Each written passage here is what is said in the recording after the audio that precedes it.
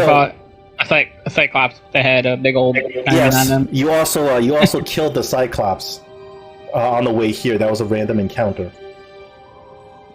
But as you guys arrive, and this is the middle of the evening, you guys arrive at what appears to be an oasis, but it doesn't seem right. It doesn't seem like before you see an oasis, you see a building to the right, and you see a bunch of plants, but it doesn't seem like these objects are quite in the same plane as you. They seem to be phasing in and out of the material plane as you arrive.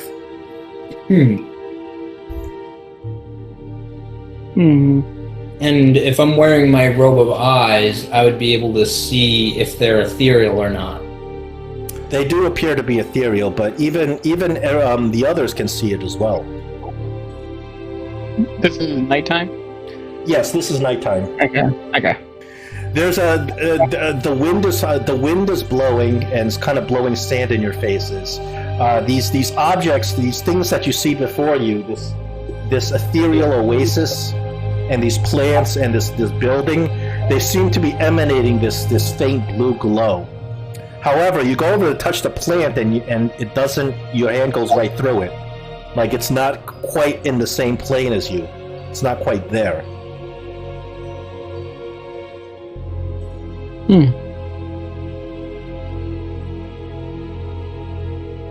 Olaf is just mesmerized by this. It's like this kind of And Gregory is just like, this is interesting. So ethereal plants in the middle of the desert. Must be either the magic of the Netheril or The magic of the Netheril. It's also turned gray-blue. Yeah. I'm also. But remember, this is that just a leftover? The magic in this desert isn't exactly the magic of the Netheril. Remember, the Netheril Empire got catastrophically destroyed by a spell they attempted to cast to achieve godhood, and that destruction has ripped the weave apart here in the desert. And this is why there's just this chaos magic, this chaos weave that's going around the desert, affecting spells and affecting your ability to rest. Was it that one 12th level spell? Well, if you want to, you can roll a history if you want to know. Yeah, if I want to know in game, then yeah, I'll roll that. I will roll that history check in game to know in game. I know out of game, somebody did try to cast a 12th level spell to make themselves take on all the attributes of Nistra or whatever. You have heard about the civilization of the Netheril. You've heard about a mage by the name of Karsus. Is about minus 700 DR. DR is just it's like the AD, so it's like 700 BC. And he was an archmage that had a floating tower, as all the archmages do.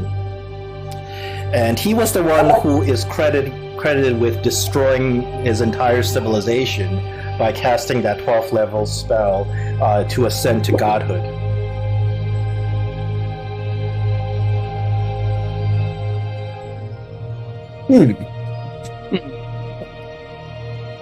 My question is, what kind of mistakes did he make that caused the spell to fail?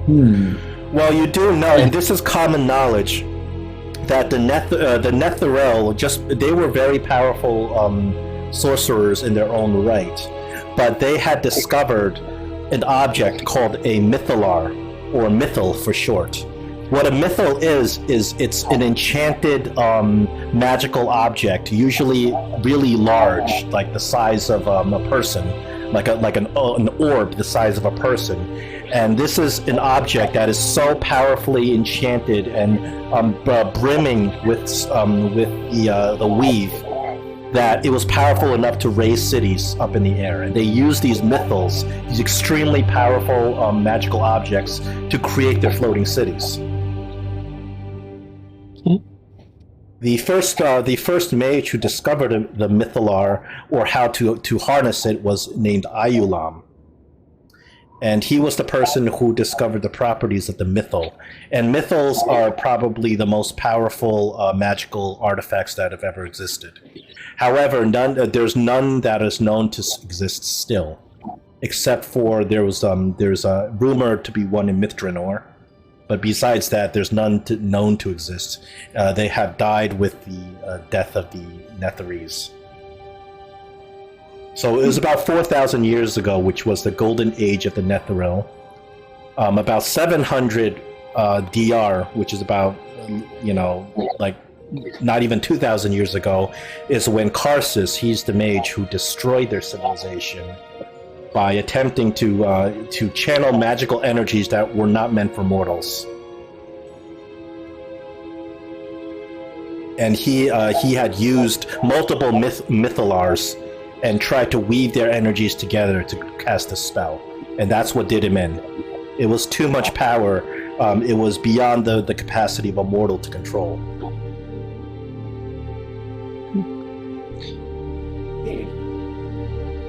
So, did you say the buildings were also fading in and out? Yes. I think we still go look around buildings, see if there's like a door or something like that. Yeah, I think that's probably a good idea.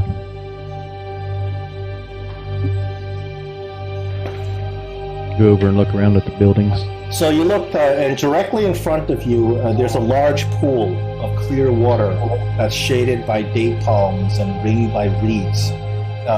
They're swaying gently in the breeze that's not in the direction of the sandstorm. There appears to be some sort of magical breeze that they're swaying with. They don't seem to be affected by the sandstorm. You see a few small fish darting inside there. And then you look at this building, and the building itself is very small.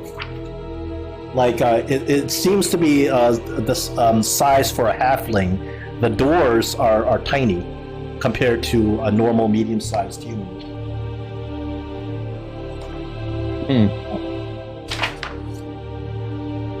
Is there any markings or anything on the buildings, or can we tell that since it's fading in and out?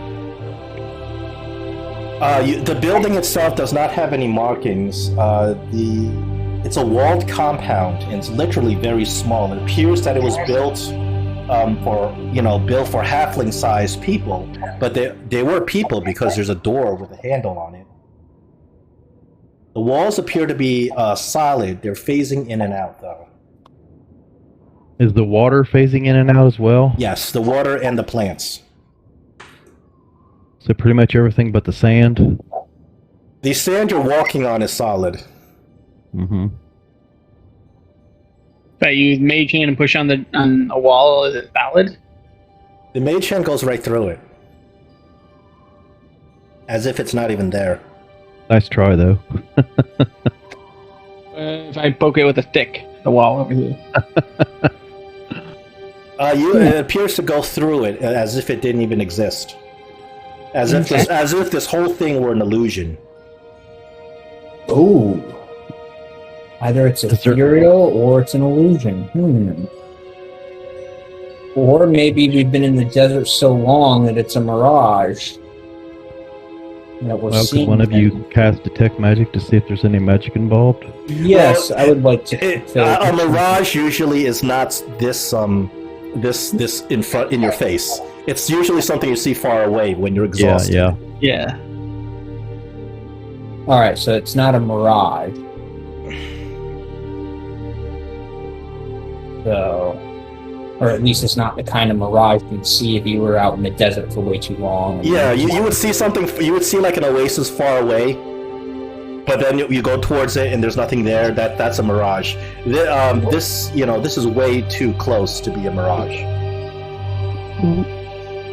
You gonna spend 10 minutes, Gregory, or should I?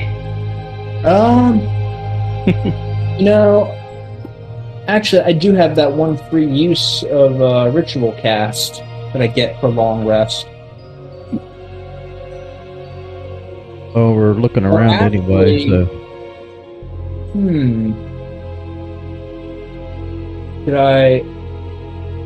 I'm going to kind of, while they're deciding, I'm going to kind of look around the area and see if there's anything physical that I I'm can just gonna sit down, start performing the detect magic.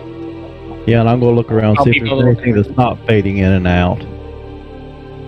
You kind of traipse around a little bit, and you see that all the way on the upper corner, on the upper northwest corner, you see there's a smaller building, a square building. And it's not fading in and out, or it is? It is. And this whole scene is fading in and out. If there's nothing in the scene at all that's solid. Nope. Okay, that's kind of what I was looking for. As a matter of fact, you kind of you step right through one of these plants, and it's as if it's not even there.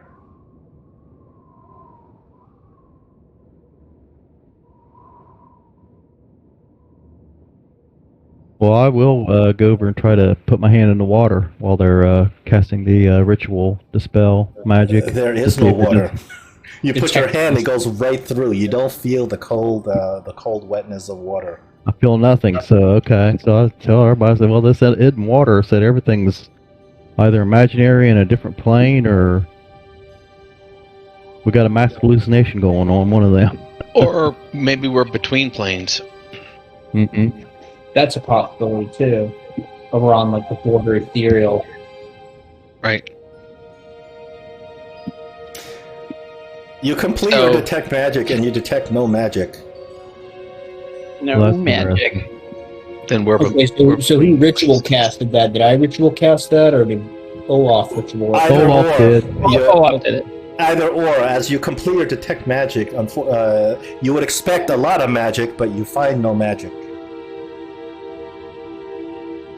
I relay that back to Gregory, our magic expert, and say, I don't get that. This is kind of weird. So this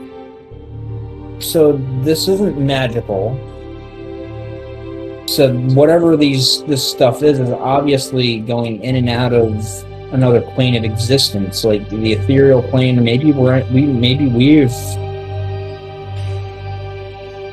plane traveled, or maybe I think we are going in the right direction. Because remember what happened when we first came into this historiophage? How we came across Caraptus? right. But the thing is, it's not magical, so it's not magical because Olaf's detect magic didn't detect any magic. So it could be. I didn't say it was a magical. I just said your detect magic that doesn't detect any magic. There may be a reason why your detect magic's not working. It could be because if it is one of Caraptus's tricks, he might have been able to cast something to make it so that a detect magic or identify won't be able to detect it. And identify it. You are aware of a spell called Niscu's Aura, which makes detect magic and identify fail. Right. Or we could, and we were trapped in basically in a demi-plane, really, when he took us into his demi-plane or whatever, so this could either be a trap set by the real Caraptus, or it could just be one of these weird, but if it's not if we can't detect any magic from this, then Gregory, how about take out I do have to mention that everything in this desert has some sort of magic in it. It's just you don't find any organized magic with detect magic. Like everything in this desert has this chaos. These sands themselves have this chaos magic that's wearing you down. So I think Olaf suggested that I pull out the stone that was given to us by Alminster, so I do that. The stone is inert. Oh, okay. That stone is useless, dang it. Well, that would probably tell us that this is not. Okay, at least it's one reassuring thing that this is not a trap set by Caraptus.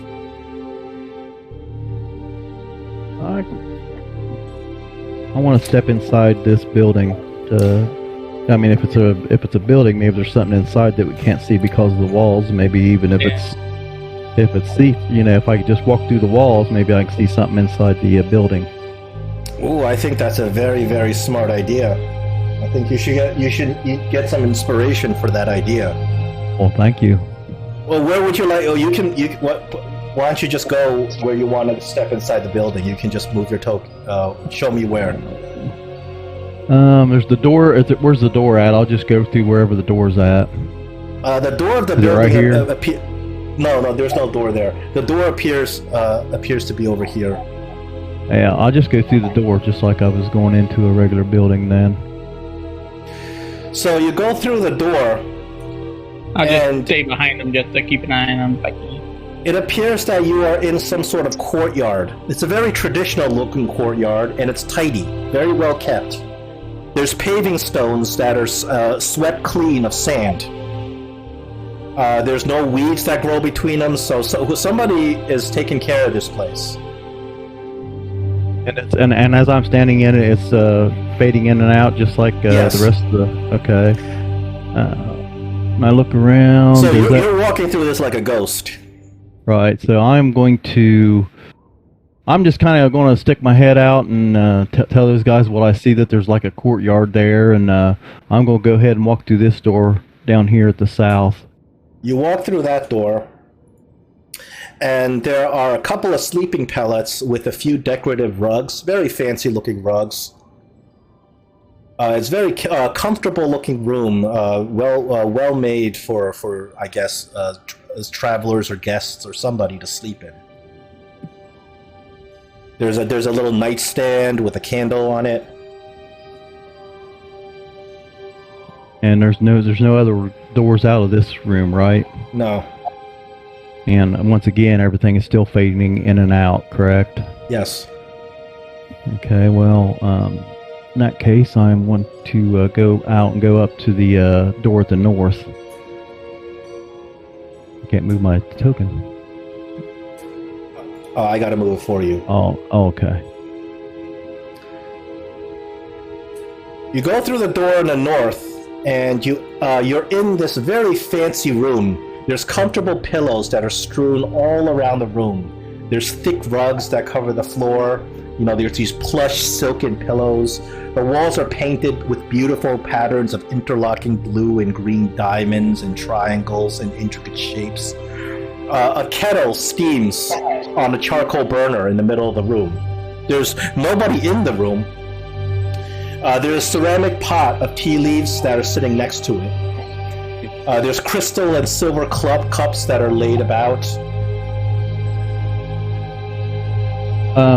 Since I see the pot steaming and stuff like that, and I'm feeling like there has to be somebody around somewhere, I'm going to, I don't necessarily have to move my token, but go back outside, and I'm going to see if the other guys will come in here, especially Gregory with his robes on, to see if he can see anything that I can't see, or being the guy that's the expert in magic, I'll ask him to come in here and look around and see what he can see.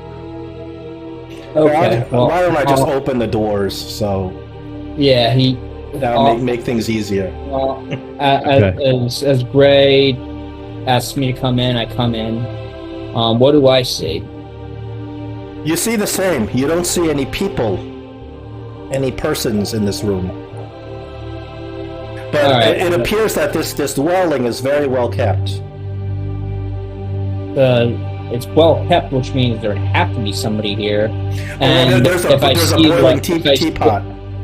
If I see what Gray saw with the teapot, it's like, okay, that's weird. No one would leave a running kettle and abandon the place with a running kettle.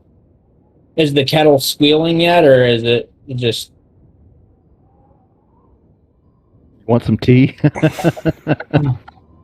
The kettle, Hey. you watch it burn for a long time. It doesn't appear to actually start squealing. Huh.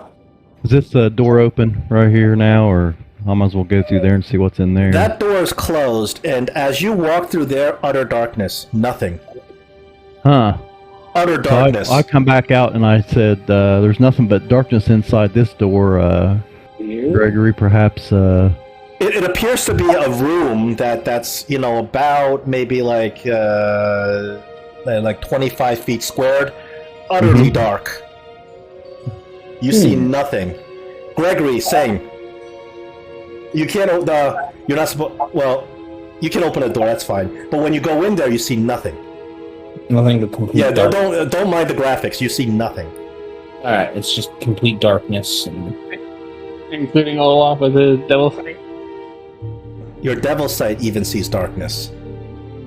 Yeah. What do you think that means, Gregory? Well, I guess this room. So If Olaf's devil sight only sees darkness and my ethereal sight only sees darkness, and I'm sure you have dark vision, right, Greg? Mm-hmm. Yes. And you saw nothing but darkness, so this would have to be like magical darkness. Well, isn't devil vision supposed to be able to see through magical darkness? Yeah. So it must be something besides that if he can't see through it with his devil vision. The question is, would somebody with true sight be able to see through it? I don't think anybody has true sight at this level. Not at this level, no. Or nobody has any kind of item that would give them true No, sight. I don't think there's anything a true sight can't see.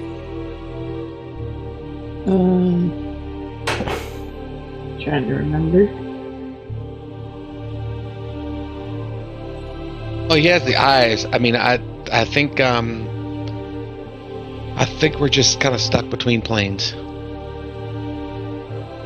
It seems right. I think we gotta go check out that other building before we try to step into the darkness. Okay. Well, you've already Sounds stepped reasonable. into the darkness. You've kind of walked around in this it's about a 25-foot square room that has nothing in it. Well, remember, it's things are phasing in and out, so you do see obviously the sands and stuff when it phases out. Okay. If I feel the walls, can I feel anything on the walls in this room? You can't feel the walls.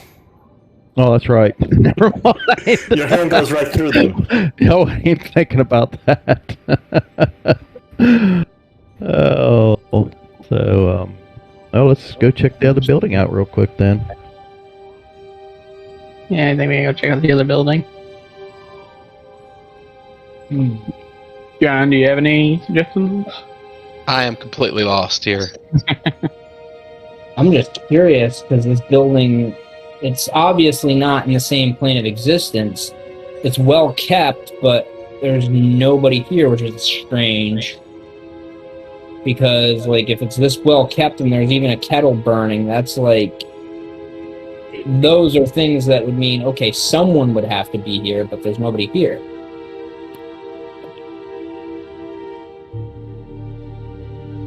I'm coming. And if there is, and if whoever was here did leave, it had to have been very, very recently. So Hey, can I see? I'm sorry. I was gonna say- So Gray, you're walking through this whole lake, and Yeah, I'm where you're completely- standing, you should be like deep underwater, like 10 feet underwater. Yeah. Do I see anything? You can't see it. It's just water. It's water. It's phasing in and out. You can't see. It's murky. Well, that's interesting.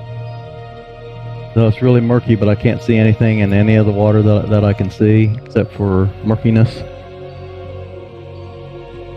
You see brine. Yeah, it's brine. You see a couple of fish dart to and fro. Okay, well, I'll go in this building if I can find the entrance. Aha. If I walk through, do the fish like pay attention to me and like avoid me at all? They don't notice you. Okay. Wait, were there fish in this water, or like ethereal fish, or fish? They look like normal fish, but they don't quite exist because you can't touch them or anything. You can't touch the water. Is that all there is to this room? So you guys make it up to this little square building, and you find out it's actually some sort of tomb. It stands like right in the middle of these palm trees. And as you look around, this tomb appears to be newly built or very newly cleaned. The dome is covered in a clean white plaster, and the doorway is edged with a bright unchipped paint. Well, I just ran into an open thing on. So this tomb doesn't have a door; it just has a doorway that you walk into. Oh, mm-hmm. And you look at the tomb, and there's two sarcophagi. One of the sarcophagi is well sealed. The other sarcophagus is open. And you can see that there's a big pile of bones just filling that other sarcophagus. And everything is translucent. Can't touch anything. No, these things are phasing in and out. Can Gregory see anything with his robe of eyes that we can't see?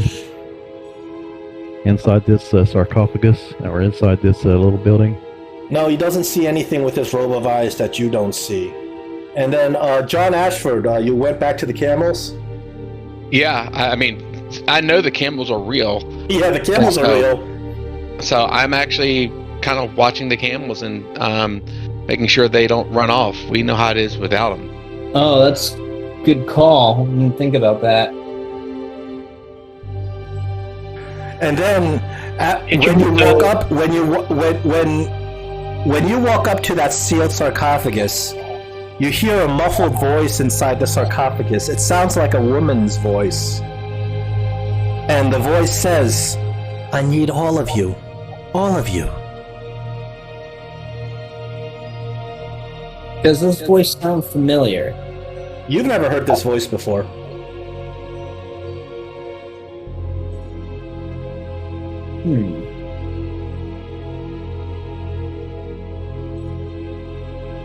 What do you need all of us for? The voice doesn't appear to answer. Can you hear me? Or it doesn't appear to answer your question. The voice says, "Can you hear me? You must save me. I need all of you here. You must save me." And the lid of the sarcophagus, boom, something from beneath the lid just like bangs on a lid, like the lid almost kind of moves a little bit. And this is a heavy stone lid.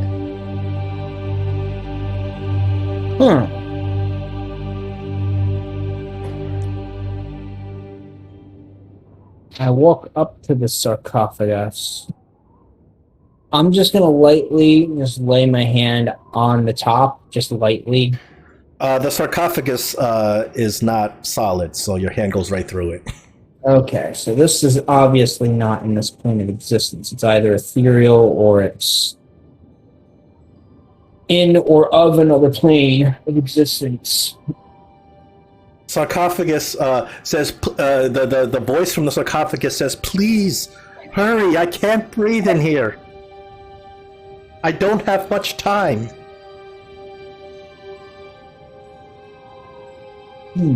How can we get you out of there? We can't even touch anything here. "I need all of you." And the voice just doesn't seem to be conversing with you, it just seems to be like yelling out. "I need all of you here." Question is, what does she mean by all of who? Well, I mean, I think she needs the whole party there, but I don't hear it.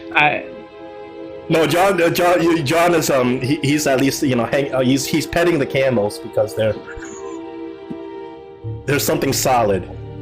Yes. Well, there's a door right there. Is that supposed to be there, or is that just something weird? What door? Oh, there's no. Right I don't know why.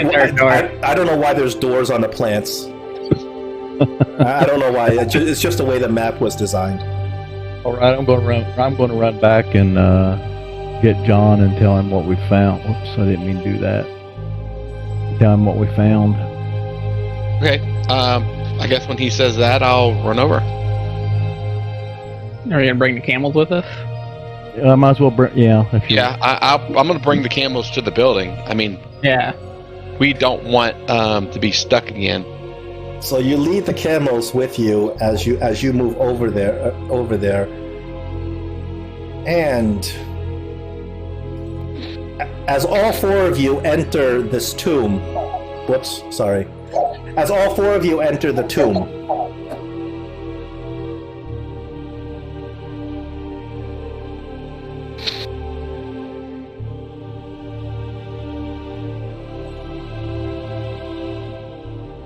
whoops.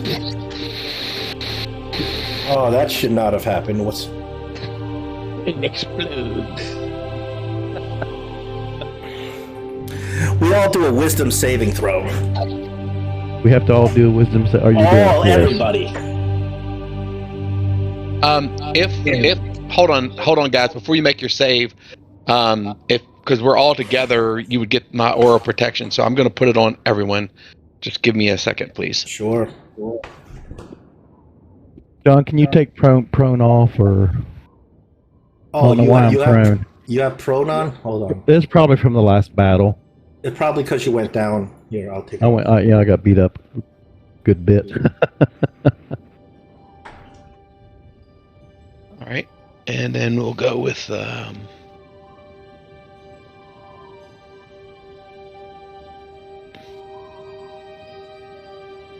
Okay. All right, roll all your wisdom saving throws. Wisdom saves. Get my computer to cooperate. Oh, come on. That was nice.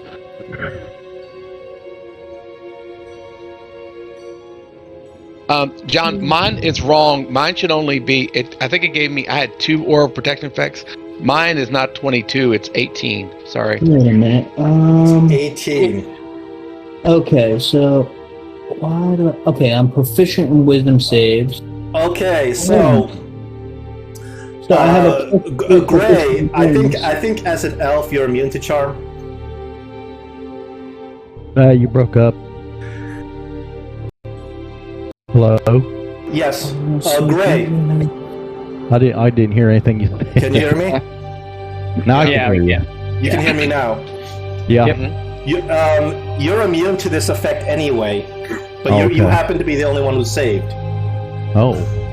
Wow, must be a high save. Everybody else, you are compelled by this voice. Whoever's making this voice, you have to help her. Okay. So, well, let's open up the thing. The thing is, the minute all of you get into the room, you all fall asleep except for Gray, because you're immune to sleep and charm. You, however, still see the effect that happens. As everybody else falls asleep, you see that the walls around you solidify and become substantial. Uh-huh. The floor beneath you now solidifies, and you're standing on the stone instead of sand. The tomb in front of you now becomes real. Everybody else just falls asleep. Uh-huh. Well, who am I closest to? I'm going to see if I can shake Olaf awake. You are able to shake him awake. It's not like a permanent sleep. Okay, then I'll just shake everybody else awake then. So now you hear something banging from inside this tomb, and that this woman's voice. Can you hear me? Help me! Help me! Everybody else, you're just compelled to help this person. Oh. Except for me. Are you guys sure you want to do that? You're magically compelled. Like you can't even help yourself. Like you feel like this person is like like it's sort of like your mother. That's how important it is. You got to help her. I immediately go over to the sarcophagus and try to open it. Yeah, I get out my crowbar and start getting I'm up. already a bow shot just in case the enemy pops out. And I help them too. So the three of you get across the sarcophagus, and with a lot of effort, you shift this heavy lid off. And inside, you see a half-naked woman. Her foot is shackled to the bottom of the tomb. It's an iron shackle, very thick, wrapped around her foot. And she gets up and she looks around. My saviors! Oh, I thought no one would come. Oh, thank you. John, would I have known that she attempted to charm me? No, you don't. I wouldn't have known that. No, you don't. Well, but I think he's wise enough to see that our actions are completely out of character. I mean, we are way more Well, let's do an insight check for Gray to see if he's wise enough to figure this out. Insight. Okay. Well, you want that in the tower? I did. No, Gray, you don't really notice. You think that they're just compelled to save somebody in trouble.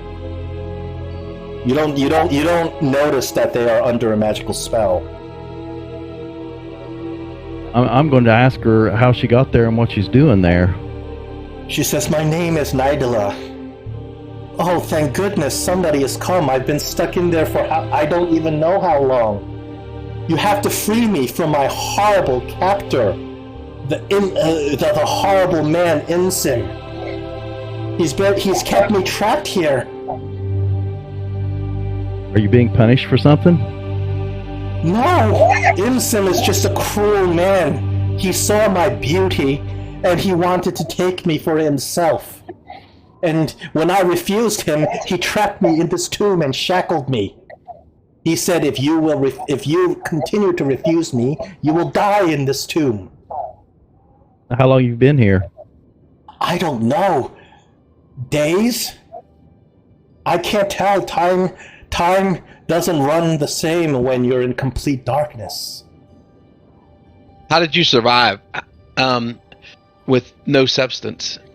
He says he does give me water, and she takes out this little water flask, and there is indeed water swishing around in there. And how does he fill it up? I don't know.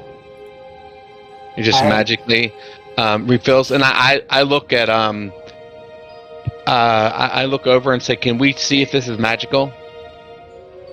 This story just doesn't add up. Well, are we still compelled to help her as much as we can? You are compelled. We already did, didn't we? Oh, I thought. Oh, I thought we. She's still manic. No, it hasn't worn off. The spell has not worn off. You're just compelled.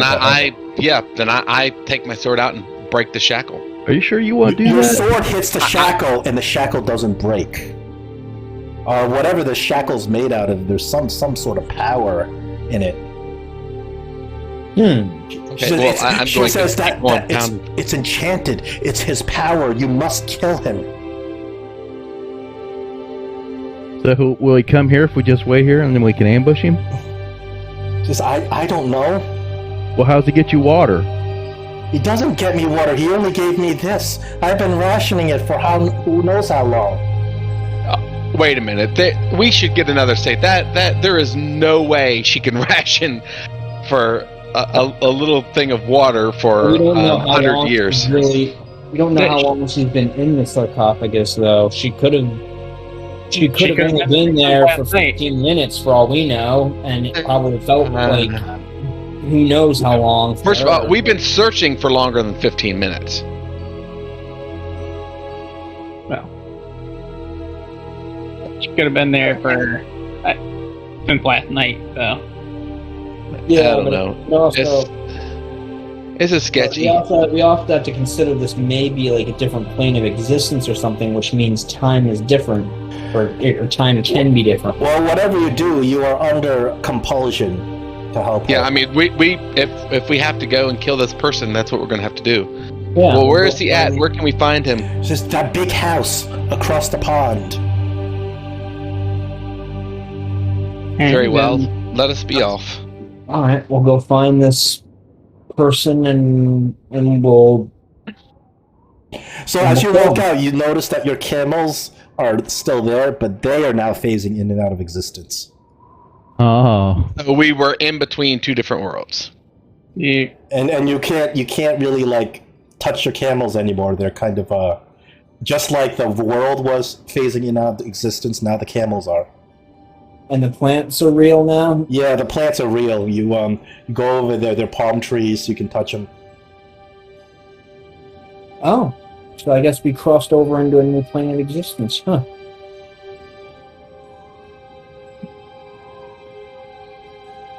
Alright, we're compelled to go try to find this guy in the building next door, right? At least we know the first place to look. A lady in waiting in the other building. Yeah. Olaf will get his spoon out and cast Shillelagh on it and ready for the fight. That's the case.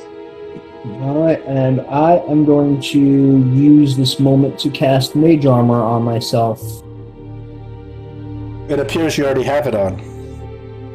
Do I already have it on? Huh.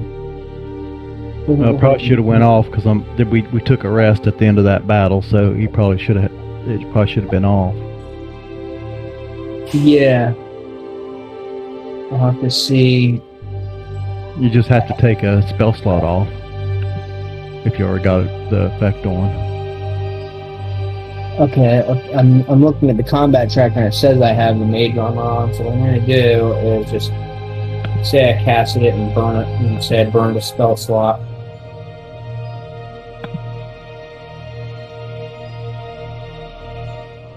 Well, I'm going to follow behind him because I'm a little bit weary at the very least of actually what's going on and how my friends are acting kind of differently than what they I normally think are. as an elf, you're immune to charm type spells, correct? Right. Oh. I think he has resistance, or he has advantage against. Well, yeah. Against. Well, Well, you're the only anyway. one who saved anyway. Yeah. Oh, wait. Hold on. You just put a creature into the water. I'm not supposed. I shouldn't have put it. That was supposed to be a surprise, but I guess the cat's out of the bag. Well, is there real water there now, or is Yes, it? there is water. Oh well, I wouldn't walk across the water, but if it was this fake water again, I would just walk straight across. Yeah. All right, then I follow Olaf. Yep. We're on our way to the house. Olaf, stop, and John, stop. As you enter this section, your feet become mired in the ground, and you realize that the sand is sucking your feet in. We're rolling initiative. Oh boy.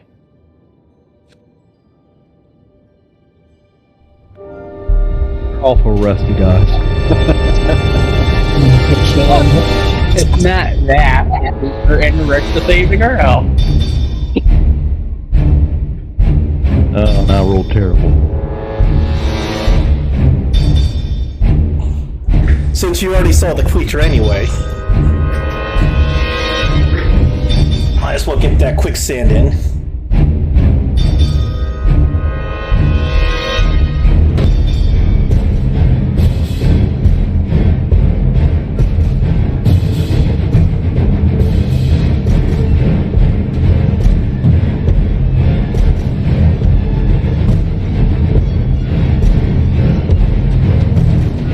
So, as your feet sink into the ground, from beneath the ground arises this horrific looking, massive creature.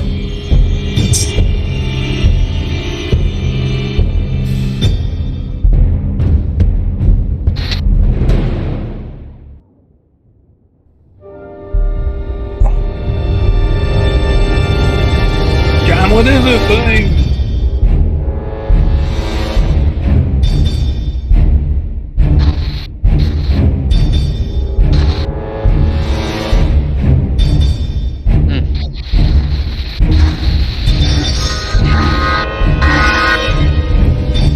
So the creature pops up, jumps in the air, and then pummels down on both of you.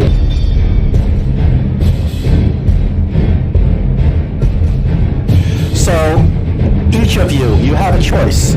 Either a strength saving throw or a dexterity saving throw.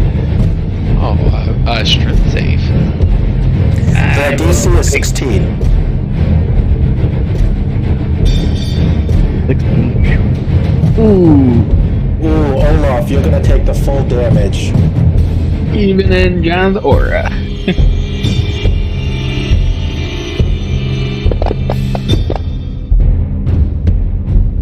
John, you take nice. 11 points of damage. Olaf, you take 22 points of damage. It's mixed bludgeoning and slashing. As the creature flies in the air, dives down, and pummels you, you guys now are waist deep in the sand. And the creature is now underground somewhere. Okay. Well, it's not my turn, so. Did the damage not get applied to me? Yeah, Hold John, on, damage didn't get applied to me either. Gregory, you're up. I see. Do I see John and Olaf? You see, they are sinking in quicksand. The creature had pummeled them into the quicksand. Now they're waist deep. I think the damage is the other way around. Because I failed. Oh, let me reassign that. There we go.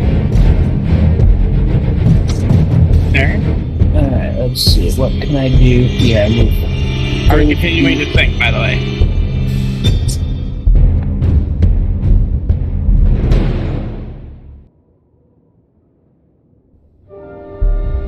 John? What is it? Are we continuing to think? It's Gregory's turn. Right.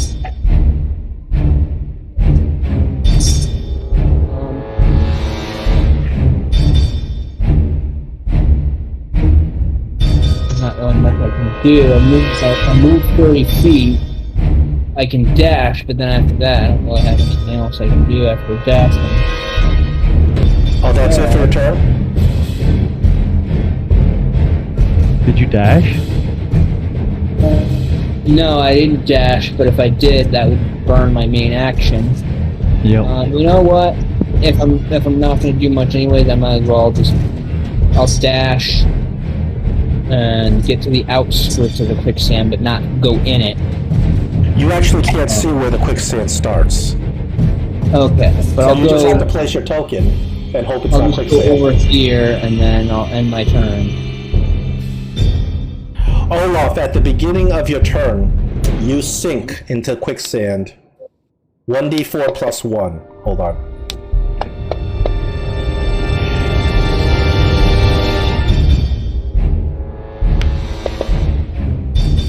You sink 2 more feet into the quicksand. Now the quicksand is up to your neck. You are restrained, of course, you can't move.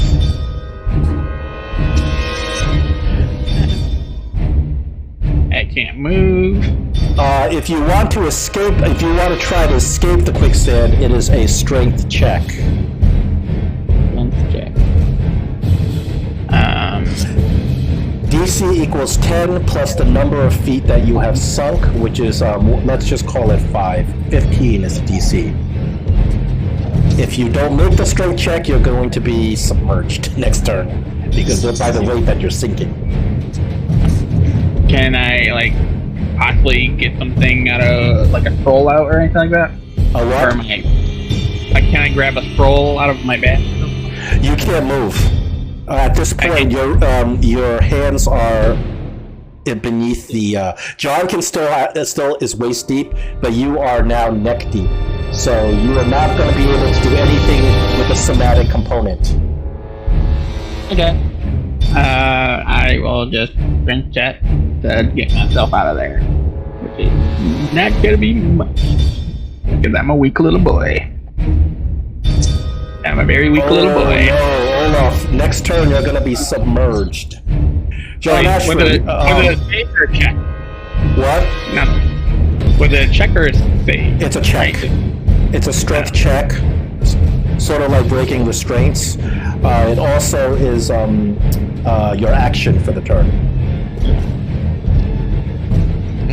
Alright, John, it is your turn. You are waist deep in the quicksand, so you can still do things using your hands, but you're restrained.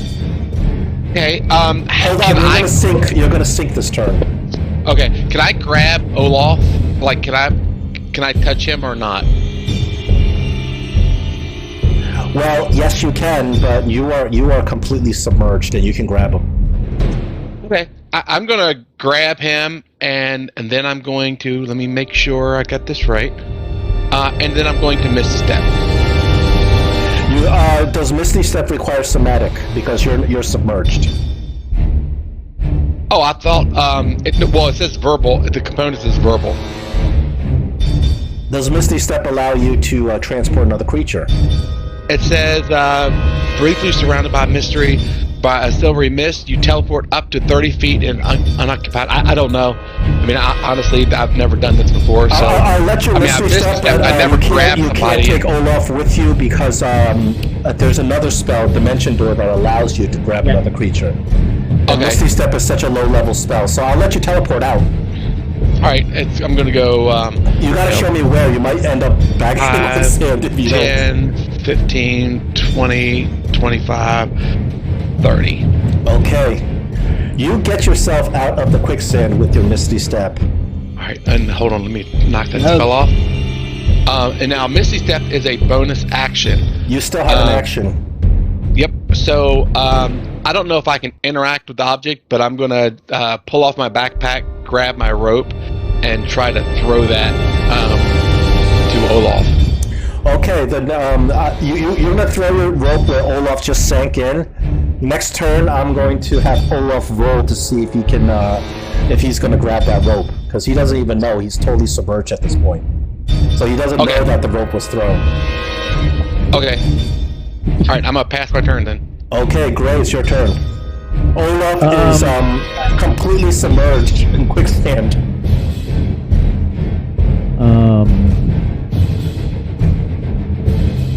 Well, I was actually going to throw my rope, but there's no sense in me throwing mine since John already threw his. I'm gonna read a scroll.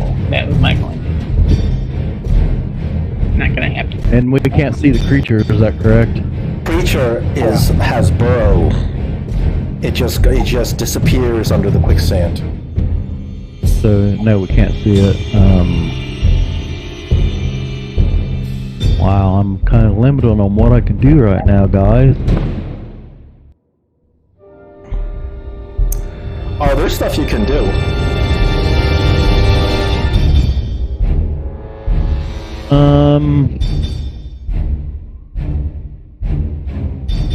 Alright, well, I'm going to move. Let's see, 5, 10, 15, 20, 25, 30, 35, and be behind this tree. And ready action bow and arrow shot if that creature shows back up. And I'm going to shout out to Olaf that there's a rope close to him. If he wants to grab it when he can get the chance, he might be able to pull himself out, or John might be able to pull him out. Olaf, give me a perception check. I was thinking about what check I was going to give you to find the rope, but now you get a percent, but you get disadvantage. You're trying to hear through some sand. How loud can you shout, Gray? I can shout pretty darn loud. I'm from the woods. So you want me to do a perception check? No, Olaf is doing the perception. He's the one who has to hear you. Okay, Olaf is doing the perception check. Okay. I assume at disadvantage. Yeah. Yes, you get disadvantage. Hold on, you might want to use your inspiration just to, because this is important. Olaf, you hear him. You can grab the rope next turn. Alright. If I can get my hands out and do it. Well, I would imagine your hands are up, your just head's under. Okay, so like I said, I'm ready in a shot, and that's the end of my turn. Did I end it yet? Nope. There. Did I end my turn? Well, your ready shot goes off as a creature pops up right here. You may take your shot against the creature. Okay. Okay. Oh, over here. Wow.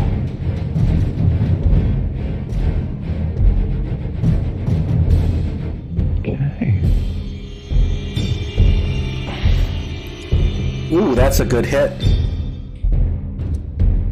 That creature's going to pay you back for that one. So the creature unburls in this position, leaps in the air, lands right on top of you, Gray. Gray, you get a choice. You get strength saving throw or dex saving throw. Yeah, I wanted to ask, because that was a ready shot, would I get a swarm with that shot? If there's no rules against it, sure. Let's see. Swarm has.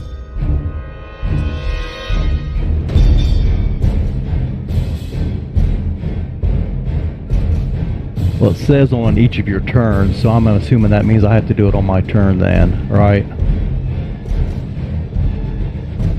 That's actually a good question. I never encountered a situation like that. I will give you the swarm.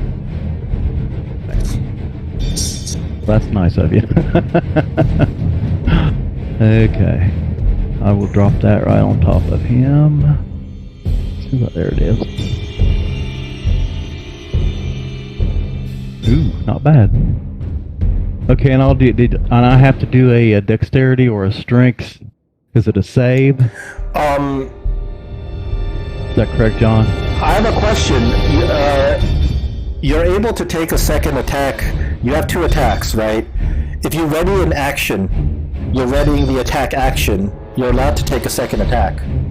You are allowed to? I wasn't sure about that. I allow it because when you ready an action, it's a full action that you're readying.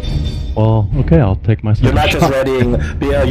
Your second attack is part of your attack action. That's why. Okay.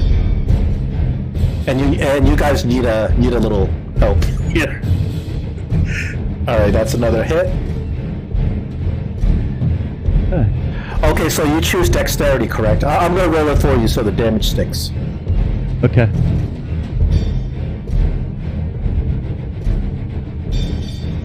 You succeed on your dexterity saving throw, taking only half of this horrible damage. Okay. That's one thing anyway. Whoa, that would have been real bad if you took the full brunt. Yeah. And I believe if you successfully save, you're not knocked prone. Okay. That's good. The creature once again is underground. Man. Gregory. Alright, so the creature is no longer in sight.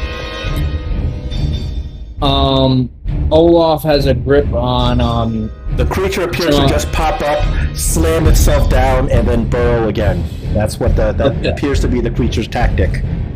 now, and Olaf has gotten hold of the rope that John Ashford threw, right?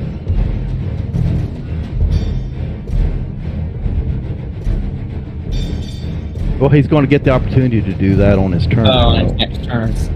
Alright, well what I'm gonna do is I'm gonna ready an action to help John pull Olaf out of the quicksand once he gets a hold of the rope.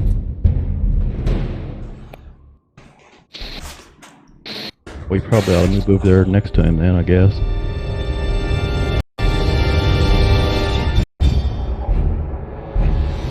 That's my turn. Okay.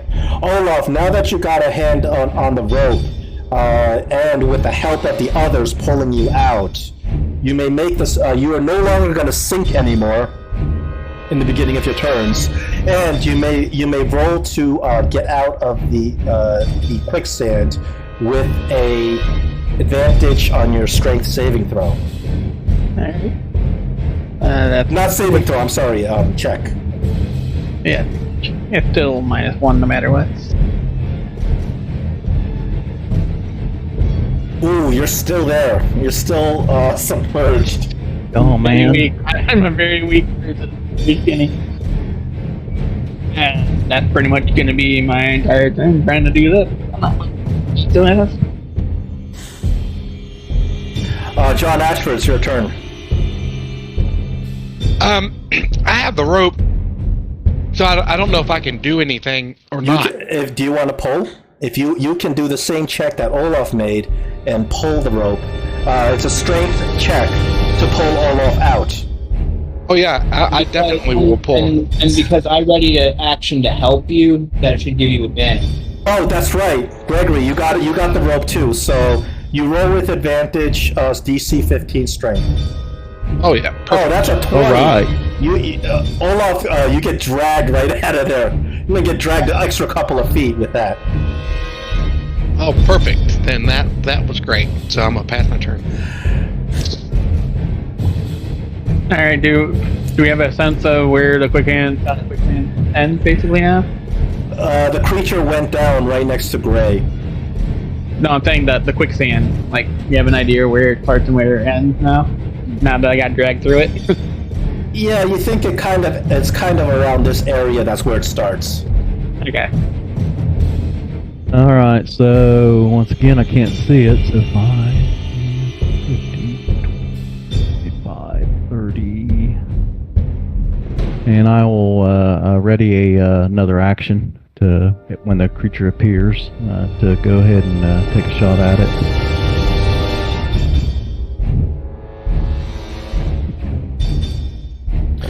Well, your opportunity arises because the creature once again appears right over here. Mm-hmm. Oh, okay. Sucks that I can't put Hunter's Mark on. That'd give me at least a little bit more. Well, you can ready a Hunter's Mark. Huh? You can ready a Hunter's Mark. Yeah, I don't want to do that. Then I can't take a shot. Okay. And I'll put the worm damage on him on that shot, and then take my second shot.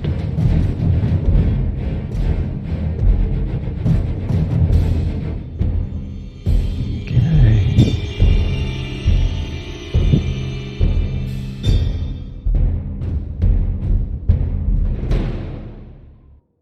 He's a tough dude too. At least he's wounded now. Okay, let's see. I think we got there. So I could move 5 more feet, but yeah, I think I'll move back just a little bit more and then pass my turn. Oh wait a minute, wasn't my turn? That wasn't your turn. It was its turn. That was just my action, so I don't have a movement either. Let me move back to where I was at. So the creature, after you take your shots at it, it takes its opportunity to hit 2 of you at the same time by jumping over here. So Gregory and Olaf, you get a choice: dexterity or strength. I'm assuming you want dex, both of you. I'm gonna do dex. Yep. Okay. I got a question real quick, John. Yeah. Since it went through my, it had to have passed through my attack area or my threatened area. Would I have gotten attack of opportunity or no? You know what? I'll give it to you. Take it. Nice. Perfect.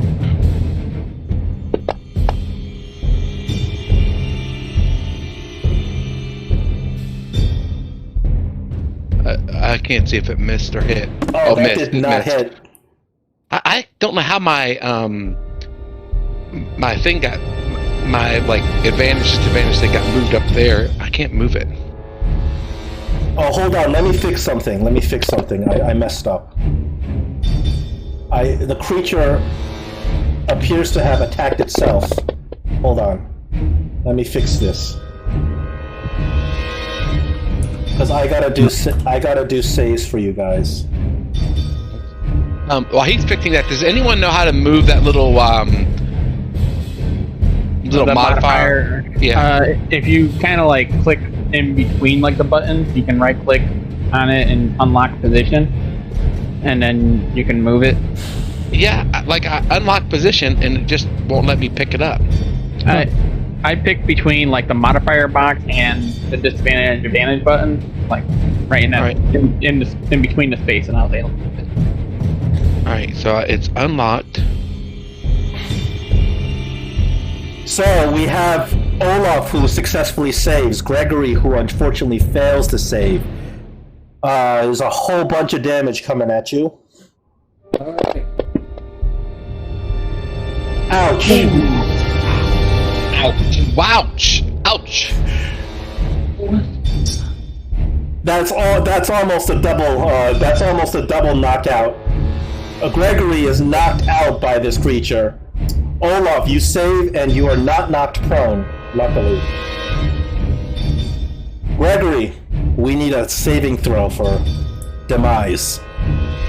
What? Wait, am I still awake? Yeah, Oh, he's still you're awake. right. I'm sorry. You're prone. You're prone. I'm prone, but I'm still conscious. Yeah, I made a mistake. I'm sorry. I just have 6 hit points left, though. That's all. So, I'm just like, I use half my move action to get up, and I'm just like, ow! That really hurt. And let's see, do I have any potions?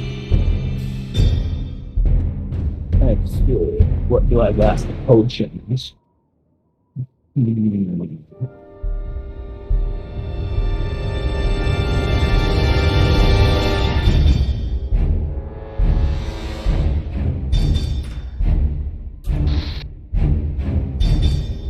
Okay, I have 3 potions of healing. I'm gonna drink one of them.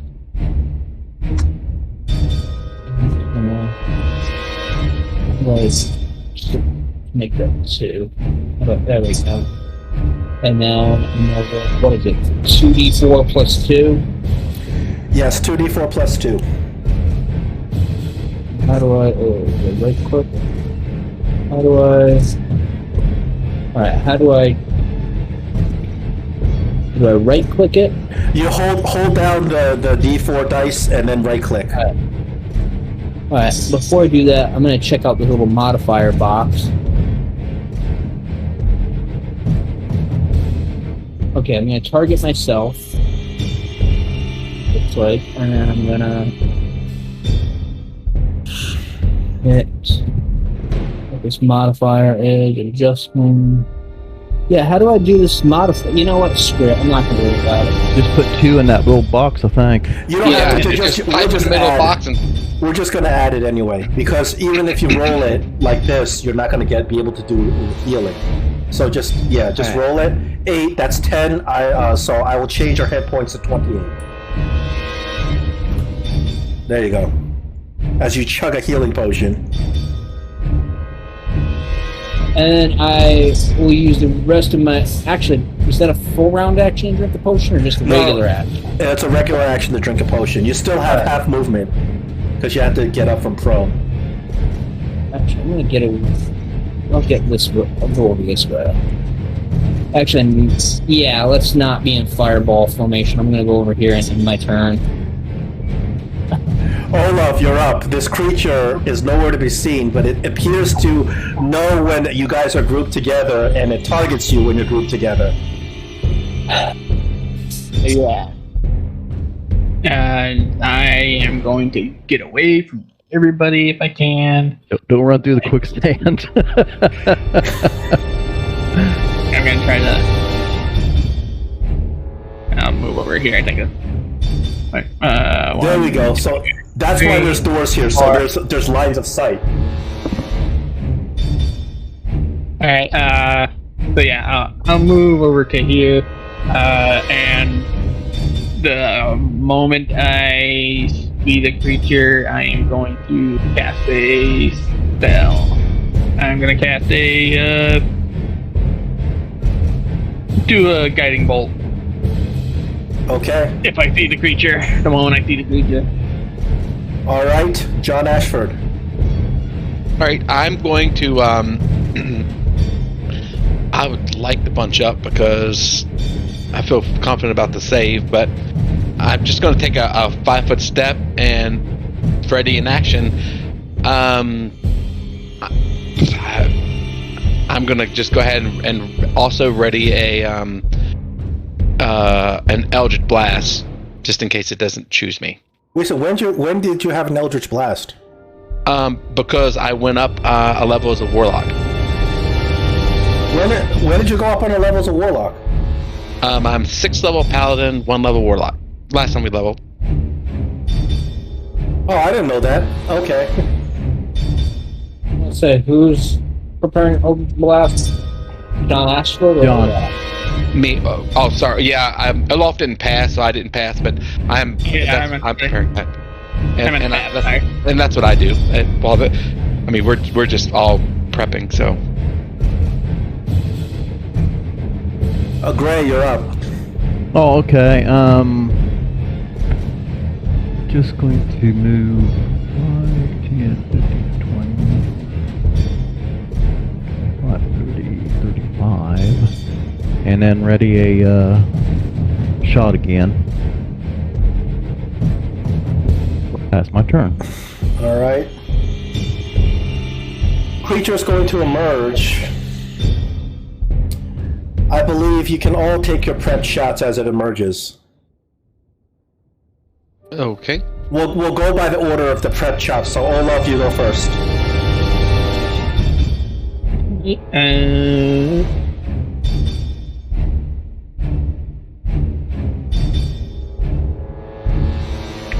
Oh, good job, Olaf.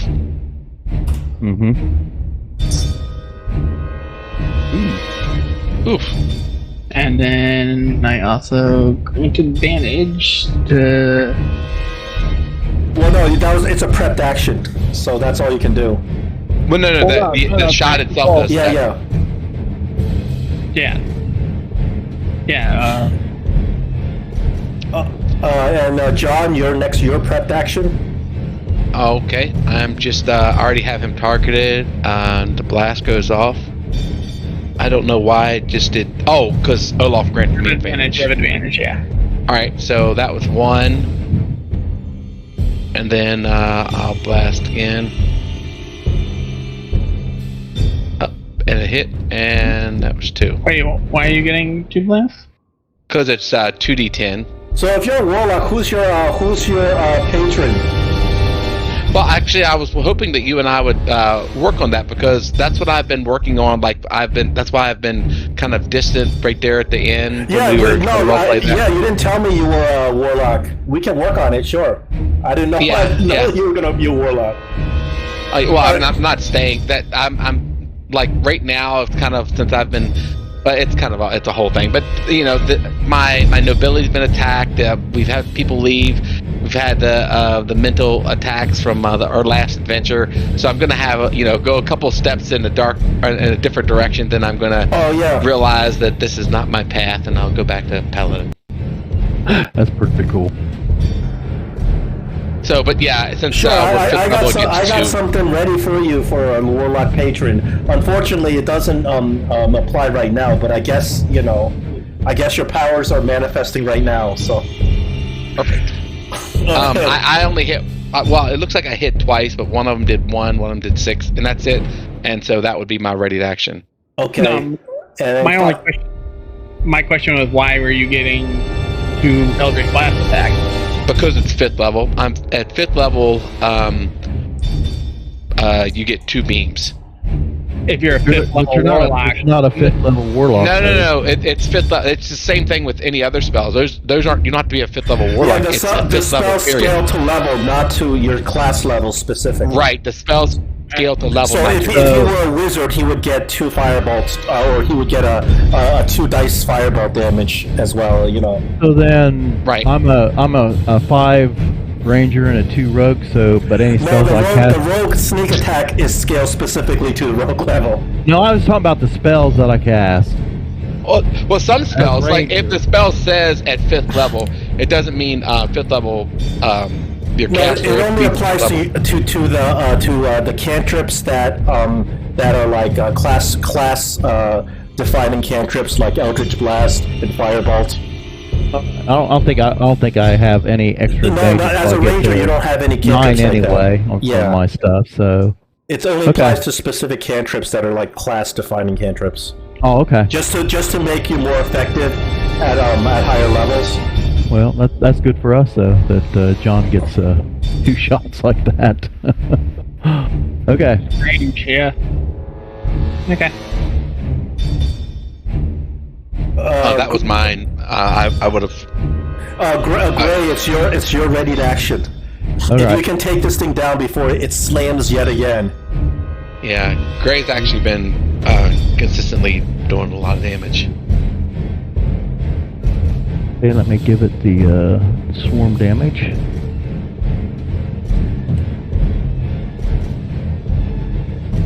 And take my second shot.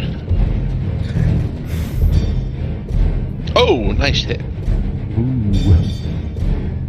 What's a great hit? You Oh, kill man. it. You kill it. Hooray! You kill it right before it does its. Right before it does yet another I was slam hoping down. he would attack me. I was worried he was going to attack Gregory. It's like, oh my god, not leave Oh, poor man. Gregory alone. Thank you for killing the thing before it attacks me again. You've just destroyed this boulette. That's what it was. Oh, the bullet. Oh, cool. I don't know Yeah, what it is, but these are some higher level, mid to higher level monsters that have their tactics of their own. You can see these tactics change depending on the monster. This had a particularly nasty tactic where you can't see it. I'm not sure I've ever had a battle where we defeated the guy with all readied actions. Similar to the boulette, you guys have fought something similar to it before called a grick that burrows and then comes up and then burrows again. yeah. Is it in the caves? Yes. Yeah, I remember that. Well, let's get out of the quicksand and maybe over there where Gray is, and let's get ourselves together because we're not going to save anybody like this. As you guys look around, you realize that there is a blue wall of fog surrounding this whole area that wasn't there before. Wasn't there before we let her out, or before? Before you transitioned into this plane. Okay, I do think that this plane is is kind of a. I think it's an in between. I don't think it's a plane. I think it's somewhere in between a plane. Like a border plane or something. After all that damage, are we still by this lady? And like, we need to go into this building to find this person. You are still compelled. The charm spell has not worn off. This is a very powerful charm spell that you guys are. You guys are compelled to help her however she needs, and she's asking you to kill her captor. His name is Ensign. She says only killing her captor will free her. I'm going to hang on. I don't have that consumed button, but anyway, I'll mark them off because I have 9 pushes of healing. I'm gonna chuck a couple of them down. 1. Yeah, Olaf is gonna do Yeah, his you can thing. just subtract them. Okay. Yeah, you can just subtract them however many you use. Wait, I'm targeting Gregory. It's not coming off. Oh, because you gave it to yourself. Oh, no. Yeah, wait a minute. That's not right. All right, let me put my 11 damage back on me. Sorry. 11 damage. Wait a minute. Yeah, 11 damage back on me. And 6 plus 7 would have went to Gregory. That's 13. So I will put Gregory's hit points to 15. Wounds to 15. Let me change that to target. All right. And I will take off 2 healing potions. Giving me Olaf, I don't know if you're drinking healing, but they're not taking off they're not healing you right now. Yeah, I took 2 healing potions for total. Oh, so subtract 16 wounds from your wounds. Yeah, that's nothing new. Gray, do you know if it healed? It looked like it healed you. It healed my. So, Yeah. Gray was the only one who did it right. So. Okay, so all right. Rolling person, Alex. Okay. We catch our breath. So I still feel that we need to make haste and save this poor woman in need. Let's just make sure we give quite a distance around this place, and we'll walk over here.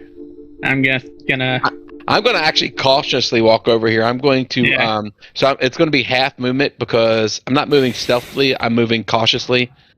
So as you move over there, you guys get to the edge of the map, and this blue fog, it appears impenetrable. It's actually feels quite solid, like you can't go through it. Wall. I'm gonna stay behind everybody because once again, I'm kind of suspicious about how they're acting. All right. Well, I moved 30 feet. I'm gonna just like stay within John's aura, just in case another creature decides to jump out and land on top of us, but not next to us. I mean, and like I said, I'm moving cautiously, so I'm only moving 30 feet, and I'm using my action to kind of look around.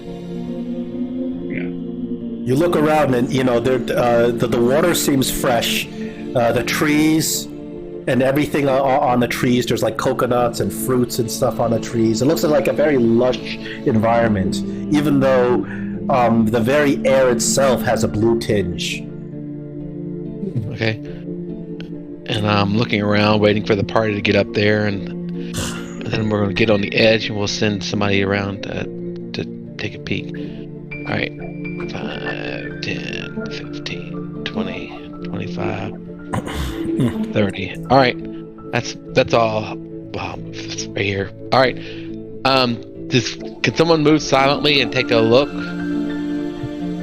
We know we left the door open. Oh, actually, the door's closed. Well, you guys I don't know phased that. through it. Yeah, you Right. phased through the door. Yeah, we just phased through the door. We didn't even open it. Yeah, but I mean, I don't know that, so I'm assuming it's open. So when whoever takes a peek around the corner and sneaks up there, will let us know. Well, I will go up and stealthily go up to the door and see if it's locked. Pardon? When you go up to the door, it opens by itself. Can you hear me? Kinda. What is going on again? Can you hear me now? Yeah, Yep. there you go. Yep, I can hear Okay, you. you go up to the door and it opens by itself, Oh, the door opens by itself. with nobody opening it, like some sort of magic spell. Open Well, the door. I'm going to kind of back out and kind of motion for Gregory with his robes to see if he can sneak over here and look in and see if he sees anything before we walk in. Let's see. From where I'm standing now, what would I see? You see that courtyard you guys saw before? Very clean courtyard, well swept. Beyond the courtyard, there's a little, there's colorful tiles, like a veranda. And there's a couple of benches across the wall. And Gregory can't see anybody in that room. There's nobody that Gregory can see in that room. Well, I'm going to go on in then. Now, Even though those guys are the ones that are charmed to come and take care of this guy. well, that was the thing I was gonna say. She basically told us to kill whoever's Yeah, over. you're compelled to help her. You're not compelled to be foolish about it, obviously. You don't have to like run in swords ablazing like I'm gonna attack kind of fool. You're not like that kind of you're not dominated, you're just charmed.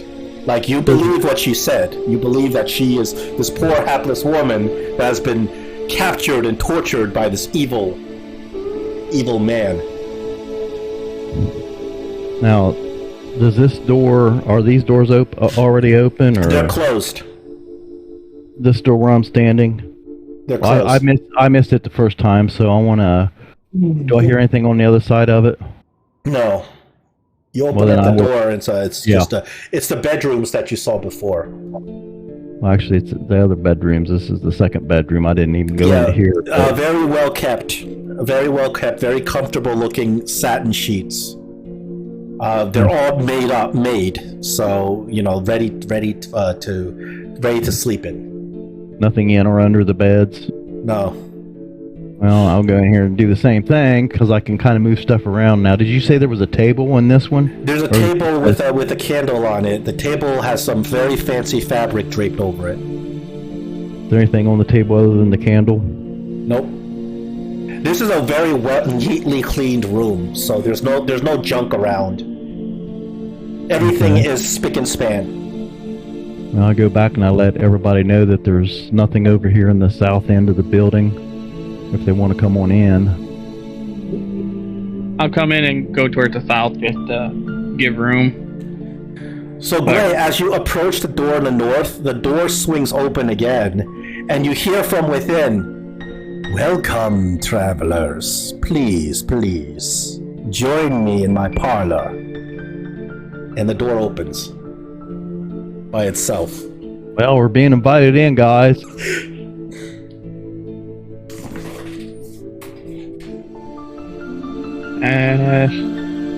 Can I use my mirror, kind of peek around the corner real quick to see if I can see who's talking? You do. You use your mirror and you peek around the corner and you see the person that's talking. He's actually tending the tea kettle and he's pouring tea, and he looks directly at you at the mirror that you're holding up. He says, come in. I mean you no harm." Oh, God. I'm going to go on in.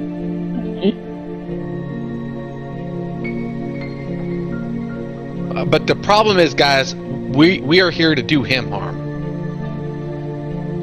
Yes. Well, I'm not necessarily here to do him harm, but But you know that we are. yeah, so I'm going to say, hey, We're here to kill. my name's Gray. So you see this very short man. He's dark-skinned and he appears to have some strange-looking goggles on. And he's pouring tea. There's 5 cups of tea, including the cup of tea that he has in front of himself. And he's pouring. He says, "Have a seat at my table, please." I say, who are you? It's herbal tea. Does wonders for the skin. And he points at your blue skin. Mm-hmm. "I am Imsim. Please, I welcome you." Okay, I'm going to go have a seat. You sit down and there's a cup of tea that he pours in front of you, and you can smell it's a wonderful aroma coming from the tea. And Imson looks at you. He says, "It's not poisoned. Please, I mean you no harm." I'll take a sip of the tea. The tea tastes quite delicious. It's a mix of some herbs that you've never quite had before. Has it affected my blue skin in any way? It hasn't, but Imson looks at you and says, "I can help you with that, if you would allow me." And he says, "Please invite your friends in. I'm sure they..." I'm going to say I'm kind of hold off on inviting them in yet. Do you happen to know the lady on the other side of the oasis? "Yes, I do." And He says, "You would be well to know that she is a mirager. She has cast a spell of charming on your friends, compelling them to kill me. But they will not, I assure you." Can you dispel the spell? "Well, that is the point. Please invite your friends in." Well, you take care of my blue skin, and I'll think about asking them to come in. "Ah, very well, very well." He says, "Allow me." And he beckons you to kind of let him handle you. And he kind of gets behind you and he kind of puts his hands on your neck. And you feel a great, powerful, tingling sensation as you see he casts a spell on you, and you see the blueness of your skin revert back to its original color. Look at my skin. I'm not a Smurf anymore. So I'm removing the blue skin. So I said, "Guys, I think this guy's okay. He killed my blue skin. Come on in here." Olaf is still worried. Like, we have to save this woman. We have to save the woman. I think you might be being charmed. I mean, when he says that, I mean, my sword is still out. I'm going to come in and command him, victim free, or you evil villain, free that poor woman that you have captured. So as you charge in, he casts a spell. He casts a spell on the three of you, dispelling the charm spell, and you got your head kind of shakes for a second, and then you all of a sudden you start questioning what that lady told you. He says, "I'm afraid Nadella has had you under her charm spell, like she has had many men and wanderers of the desert, sending them to come murder me. I assure you, she is the evil one." Guys, sit down and have tea. Very awesome. He motions for you to sit down and enjoy his tea, and he takes a seat himself and starts sipping his tea. You got the charm spell is dispelled on you guys. You guys are no longer you can still murder him, but you're no longer compelled to do so. No. Oh, I mean, honestly, to think about it, she charmed us. Exactly. That was bad right there. So I don't trust her anymore at all. I'm at least willing to listen to him. My thing is, once he's dispelled the charm effect, would my character know that he'd been charmed? Your character knows now. But I thought he just told us. He was just explaining all of it. Yeah, but he also said your head kind of ccleared up and everything else. Yeah, so I'm gonna take a seat and hear what this guy has to say. I'll sit over here. Imson kind of you guys are kind of sipping, or he's offering you like this very fragrant tea, and he says, it has been so long since I've had guests. Olaf's still a little worried, and like he's not gonna sit right down at the table. He just keeps staring intently at this guy, trying to make sense of what just happened, and just try to feel if he's telling the truth. He mage hands over the cup of tea for you to drink. Well, you probably haven't had guests because you have a watchdog out there in your sand, quicksand that kills most of your guests. Well, I was going to say, plus he's in a kind of different dimension, and so what's the story of that?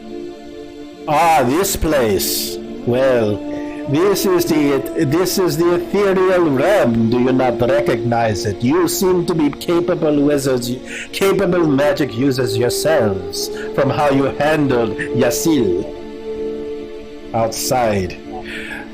The unfortunate thing is, in this realm, no one truly dies. You die and then you come back, and then you die and then you come back. As you can see, my dilemma with Nadella. I have imprisoned her so that she may no longer harm anyone else, but I am trapped in listening to her incessant nagging. So you were married? Well, I was once, thousands of years ago, and I can tell you, she was worse than Nadella. So, well, then you obviously have an idea what we're searching for and why we are here. Actually, I do not know. Now, you tell me, what brings you to my realm? To my small pocket ethereal realm. We are searching for a special item to bring back a man's son. His eyes narrow. Is that so? He says, I speak the truth always. And he looks at you. He says, I'm afraid there's no such item here. This is my home.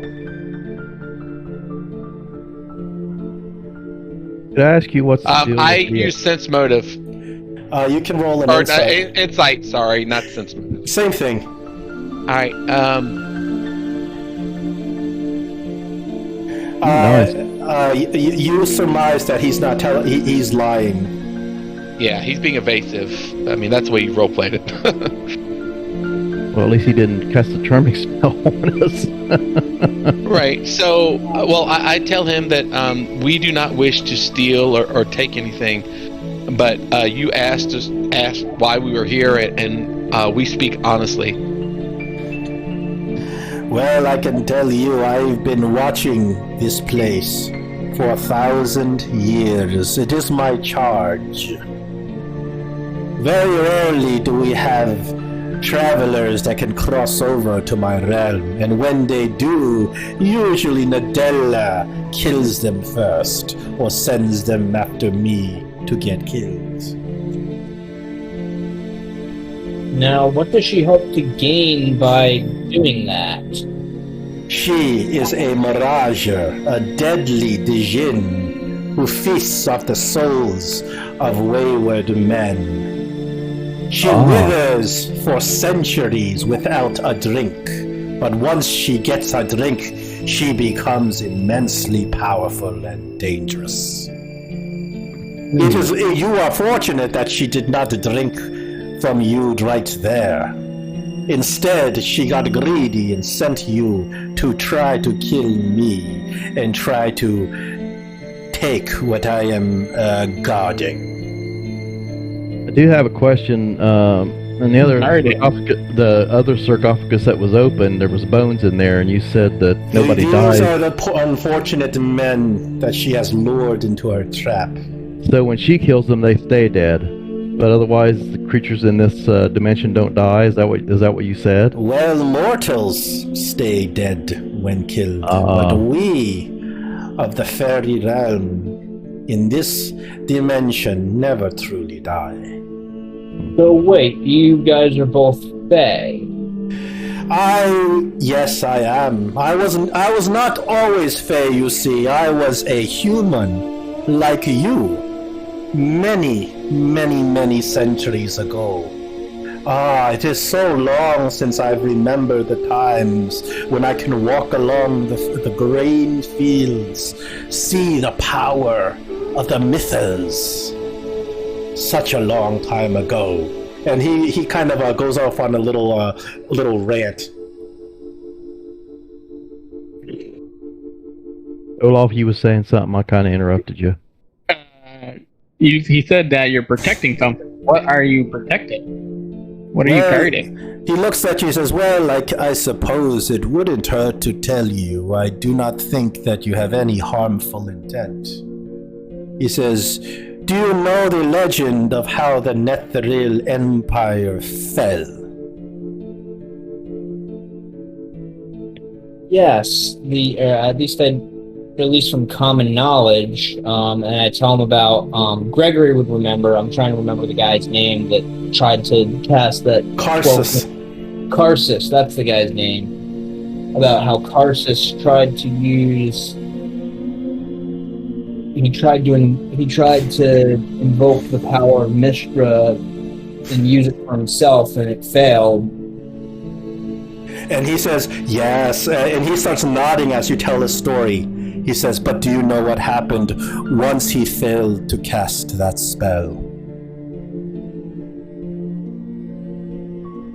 He said, and he looks at you. He says, "This you may not know. You may have forgotten.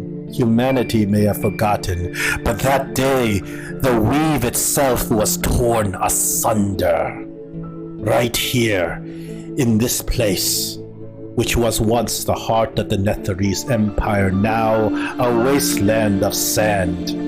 I knew it as a young man, as my home, the Netherese." He says, once the weave was torn apart, it unleashed a horrible force. And he reaches into his pocket and pulls out a scroll. Have you ever heard of these creatures? And he shows you a picture of this creature. Baron. Now, would Gregory have read up on these creatures? Should I roll a history check? Yeah, you can roll a history check. I'm going to do that. History check. Let's do it.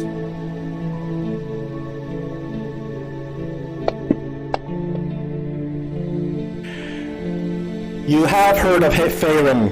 Faerun are horrible, ancient, underground monstrosities. They are intelligent, they create societies, and they are drawn to magic like moths to a flame.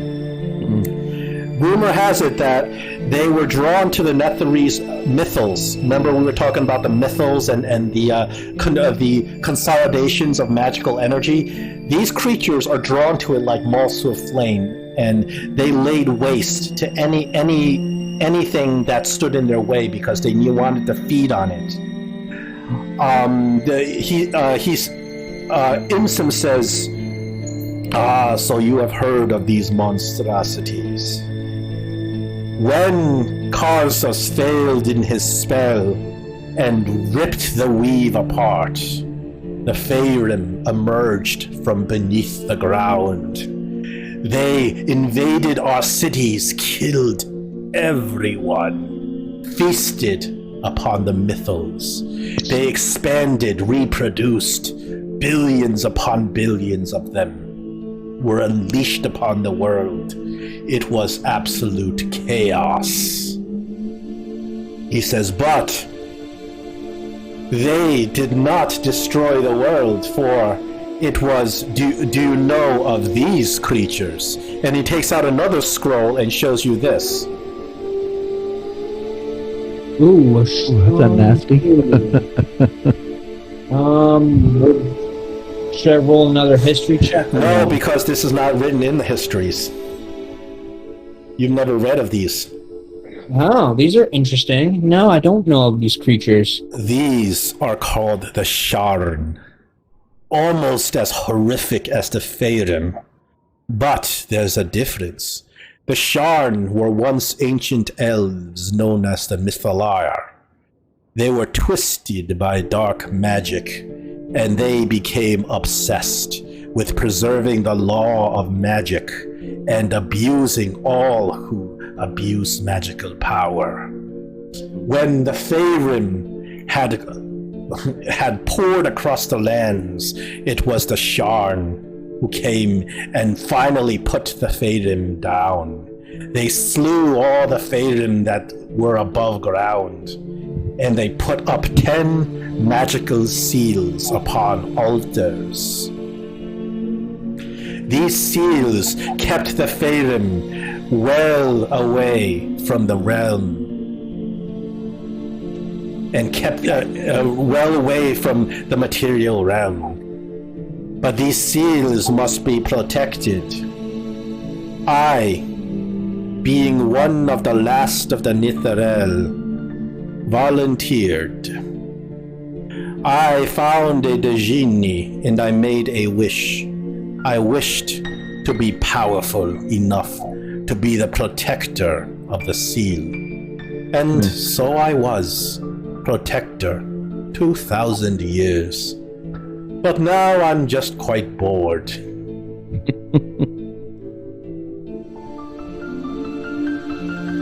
What's the deal with the back room there that's darkness that can't be seen through? I suspect you'd be curious about that. That is something that you cannot see, for it is the altar that I protect. Ah. So you're still protecting the seal, is that what you're saying? It is my only charge, my only reason to exist. Without the altar, I will cease to exist. Can I ask you what those interesting goggles are that you're wearing? He says, these are little playthings, and he throws them over to you. I look at him. Oh, go ahead. Yeah, you look at it, the glasses are tinted in a strange rosy color. They're tinted. What? They're tinted a strange rosy color. Kind of show them to Gregory and the other guys and say, "Hey, have you ever seen anything like this before?" Gregory, you've never quite seen anything like this before. It's clearly magical in nature. It's ancient. Some sort of ancient magical artifact. So I ask him, what do they do? We'll put them on you and see. And he All chuckles. right.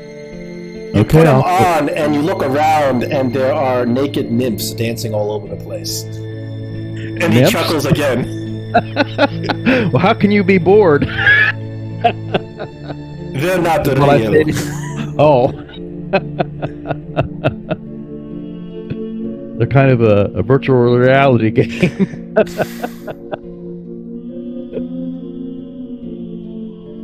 So I pass them around, let everybody else see the nymphs. He I'll says, check I like you. You can stay here as long as you wish, and when you are ready to go home, I will send you home. Use the beds, use the facilities, but please, do not ask any further about the altar. So this item that we seek, this wand, this ability to bring back the dead, what do you know about it? Person of your wisdom, of your knowledge, I'm sure you've heard rumor. Well, I'm sure you are practiced magic users. You have ways to bring back the dead, do you not? Raise dead spell, revivify. Perhaps, what if this item is here, and that's why you and your lady friend never die? Well, that is a possibility, but we follow the rules of Fae kind. Fae cannot truly die here. Even if we were to be slain, we would come back 2 months later. Oh, excellent.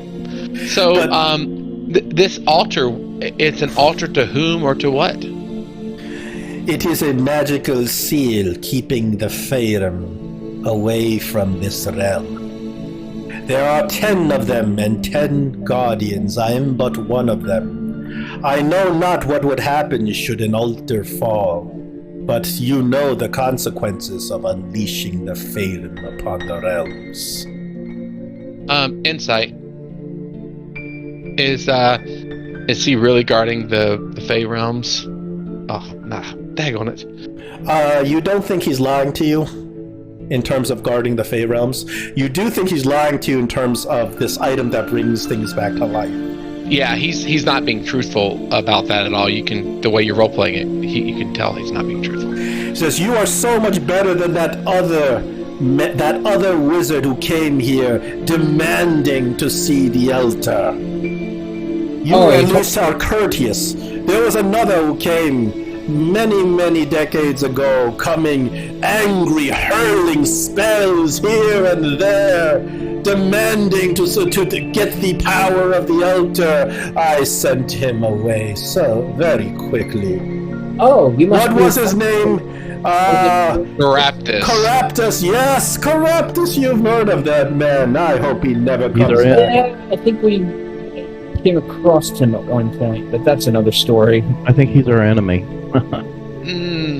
Well, he definitely tells another story of your encounter. As I refused him, I must courteously refuse you as well in terms of going to see the altar, for it is that which I must protect.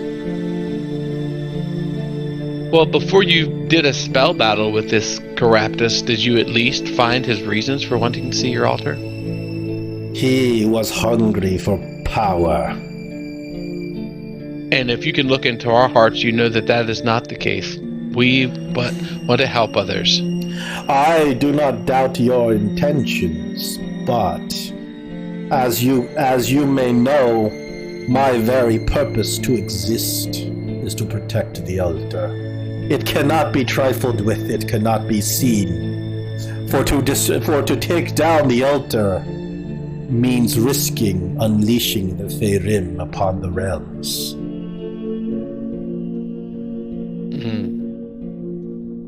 Well, this realm that you have here with you and your friend, does it consist? She is not my friend. You and your companion, whether it's a friendly companionship or not, you've been here together for thousands of years, as you just said. Does it consist of just these two houses, or is there more here? No, this is all my own creation. if you created all of this, then surely you would have heard of this small wand that we seek its service. I only know of the magical altar, this house, the tomb, and the lake. The creature known as Yersil, which you have so eagerly dispatched, which will return, for he is Fey as well. He was here when I created the place. I figured I'd imprison him too, so that he may cause no trouble amongst men.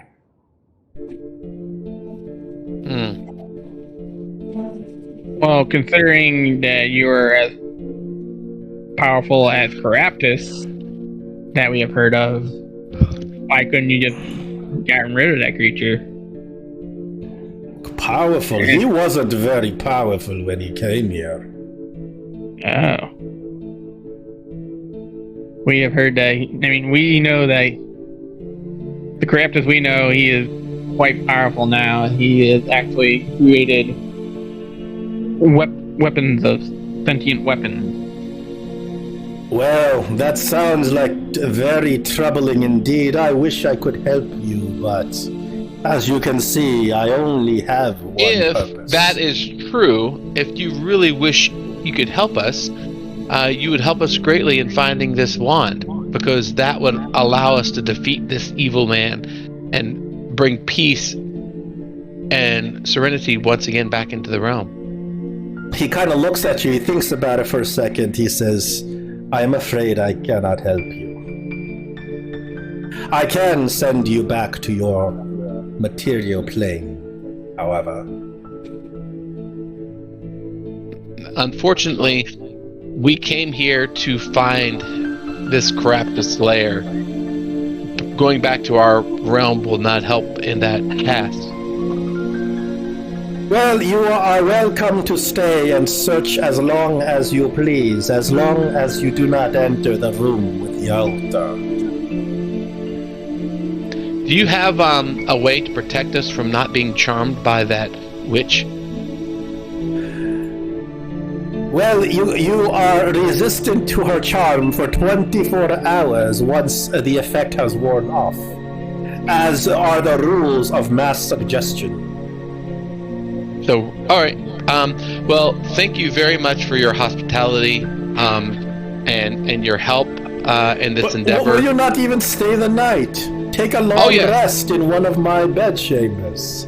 Well, we are not tired, and we wish to just search a bit more. Maybe talk amongst our fellows again. We will return and maybe have some more of your very, very fine herbal tea.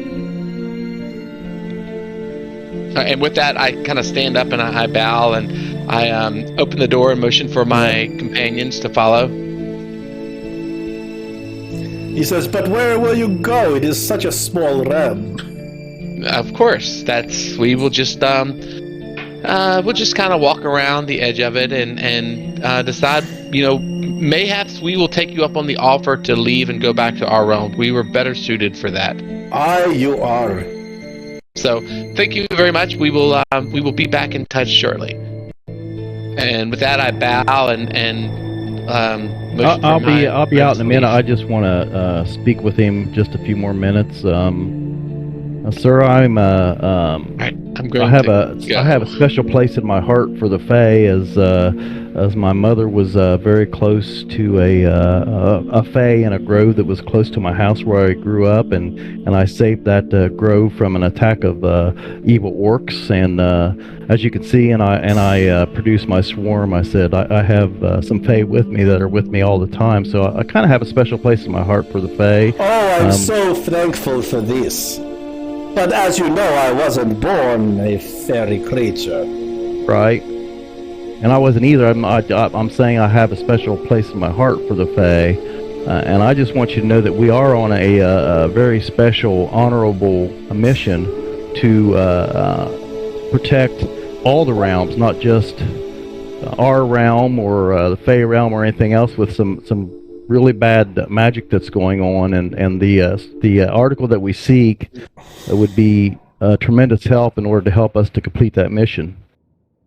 You can try to roll a persuade on him. He doesn't look like he's easily talked into anything. Well, I don't think I'm very persuasive anyway. But all right. Well, you're trying to like buddy him by saying that you're friends with the. Well, fan. yeah, that was part of it. Yeah, but That's a persuasion. okay. Olaf, I'm typing into the chat box to you. Yep, I thought kinda that. Chatting. 'Cause they were talking. He says, I understand your intentions are quite noble, and I can see the goodness in your eyes. But you must know, I have a purpose, and I must fulfill it.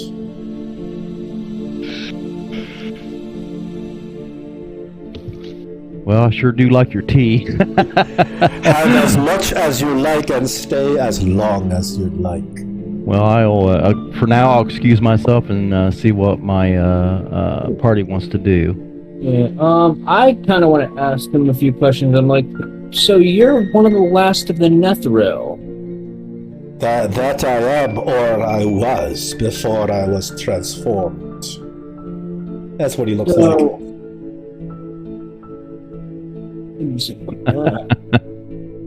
So you probably,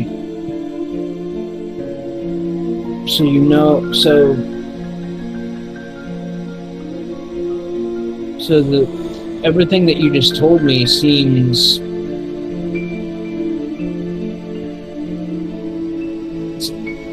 it's great to hear the story from, I guess, a fresh point of view, for lack of better words. Like, it's not like I've only read about it from books and stuff that I've read in the libraries. Well, stay and speak. I shall tell you so much of my homeland. Oh, yeah, I'm interested. And he sits you down and he begins talking feverishly about his days in the floating cities of the Netherese. Things that you only read about in books. So the three of you guys kind of go outside the building. What are you plotting? I'm typing Gregory it. keeps him occupied while he's sitting there telling him stories. All right, yeah, I'm plotting. I'm basically saying that I believe we should go over and talk to the witch, since we're immune right now for a little while. And Olaf said that she's sneaky and a snake, and I agreed. I think she is, but that enemy of my enemy can be my friend. And I think that if she knew anything about the wand, she would definitely tell us no matter what. And I also think Fae are tricksters, and I don't think that they can be completely trusted. And we know that what he's saying is not completely honest. All right. I agree. We need to go over and talk to her. Okay. Yeah. So, Innocent just continues his elaborate story, and the floating city is filled with arcs, with towers that arc lightning, and the lightning powers the entire city in a blue effervescent glow.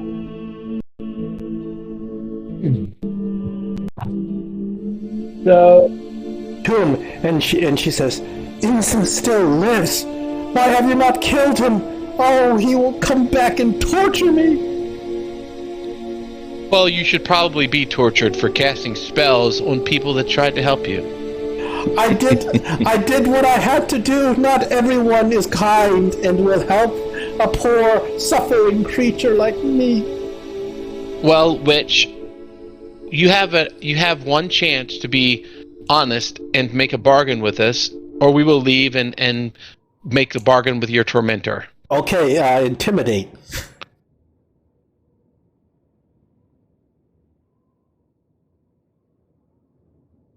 That's not bad. That's enough, actually, because she's already kind of, she already knows her spell has failed. Just, fine, anything. Well, I wait till Olaf and Greg get in here. I'm there. Says, what do you want? Information? Or perhaps earthly pleasures? She kind of looks at you like with a Hungry eyes. yeah, with these hungry eyes. Yeah, no, we don't need any faith for that. We come here searching for a wand. I know that you've been here for a very, very long time with him. But so far, everything you've cast a spell on us, you've deceived us, and you lied. So, we are looking for a wand. We know that he is your enemy, and he wishes to do you harm, as you wish to do him harm, obviously, since you tried to get us to kill him.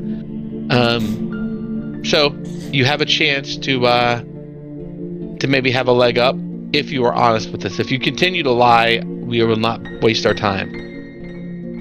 I'll tell you anything you want to know, she says. And you see her voice turns a little bit more devious. All right, Gray, Olaf, go ahead. Do you know of where a possible wand of, what is it, glitter restoration? Or you resurrection? mean a rod of resurrection? Yes, I know Rod of where it is. Resurrection. Where? It is the centerpiece of the altar itself. It holds the altar together. Destroy the altar, and you can take the rod.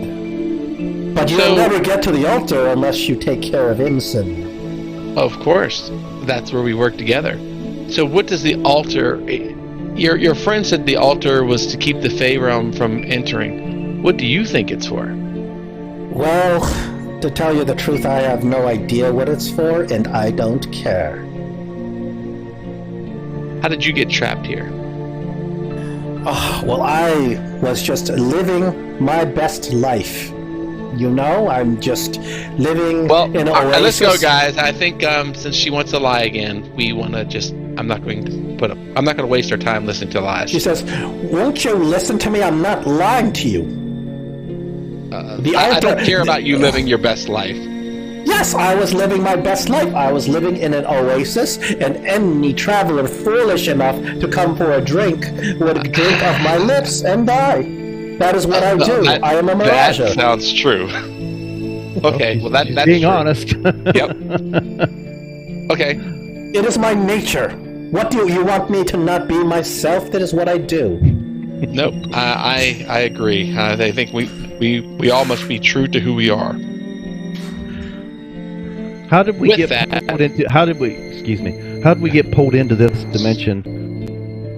Because we was just walking around and walking through buildings and walking through water. It is within my power to pull creatures into this dimension, but not to send them out. So how if we was to do what you asked, how would we get out? You was probably planning on giving each of us a kiss as well, weren't you? Well, to be honest, I'm very, very thirsty. Mm-hmm. And she kind of snaps at you.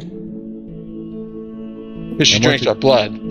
And once again, how would we get out? If you kill Imson, this whole realm will collapse upon itself, and there will be no realm left. You will be ejected back into the material plane. Well, how are we going to get the rod if that happens?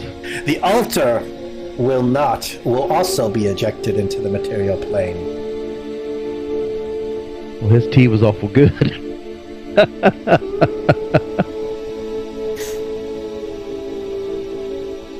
Alright. She says, "Free me.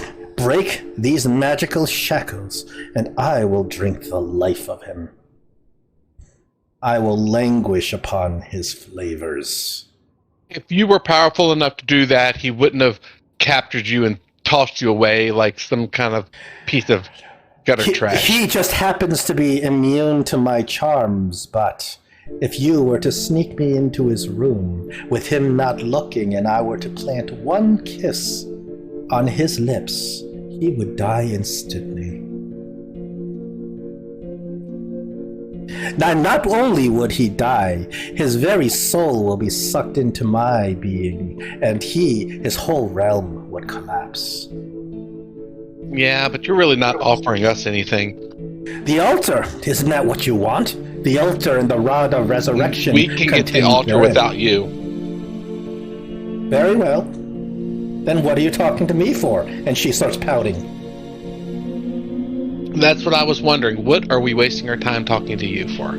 I mean, she tried to charm all of us when we first come in without even talking to us. I mean, she tricked us to coming in here. Well, because she's a lying, Faye. Right, but what I'm saying is at least he cured my blueness. I used to be blue. He gives But us some he's good not. tea. He's not offering the altar to you. He's not offering. No, that's and the he's only not thing. even being honest about the rod of resurrection being in the altar. He's being honest about protecting the altar, Yes. but maybe not for the reasons. Did John determine that he was that the whole thing about the seal and about protecting us from those creatures? Did John's insight lead him to believe that he was telling the truth about that? John didn't think he was lying about that. So see, that's So, I mean, that could be true. He does say there is one of 10 magical seals to keep the Faerun out of this realm. That he is protecting one of the 10 magical seals, Which we believe. You don't know if destroying the seal would unleash some of these creatures into the realm. These creatures, from what you understand, are quite horrible. what if we was to tell him about the history of Faj and tell him that maybe that could even destroy the seals if we don't take care of it? That's a good idea. I just don't like plan A of releasing a creature that kills a bunch of people when they... No, I don't like that idea either. Or killing someone who has actually helped us against the creature that has turned us into that. So...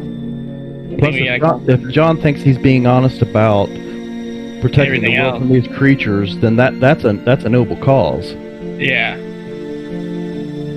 So we have to think of something else. I mean, in my mind, anyway. Yeah. I think we can at least confront him with what she says of her saying that there is a rod of resurrection in this area, and see what he says about that. Yeah, that's not a bad idea. Well, but we've already told him we know that there's a resurrection here. That was a guess, though, on our part, really. But he the way he answered us, he knew we didn't believe him. We need to come up with a little bit more of a plan than that. I mean, I don't want to ally with this she-devil. Correct. Well, like I said, I have no desire to fight both of them. I don't have a desire to fight him because of what he's doing. I mean, but but we do need to get the resurrection rod in some shape or fashion.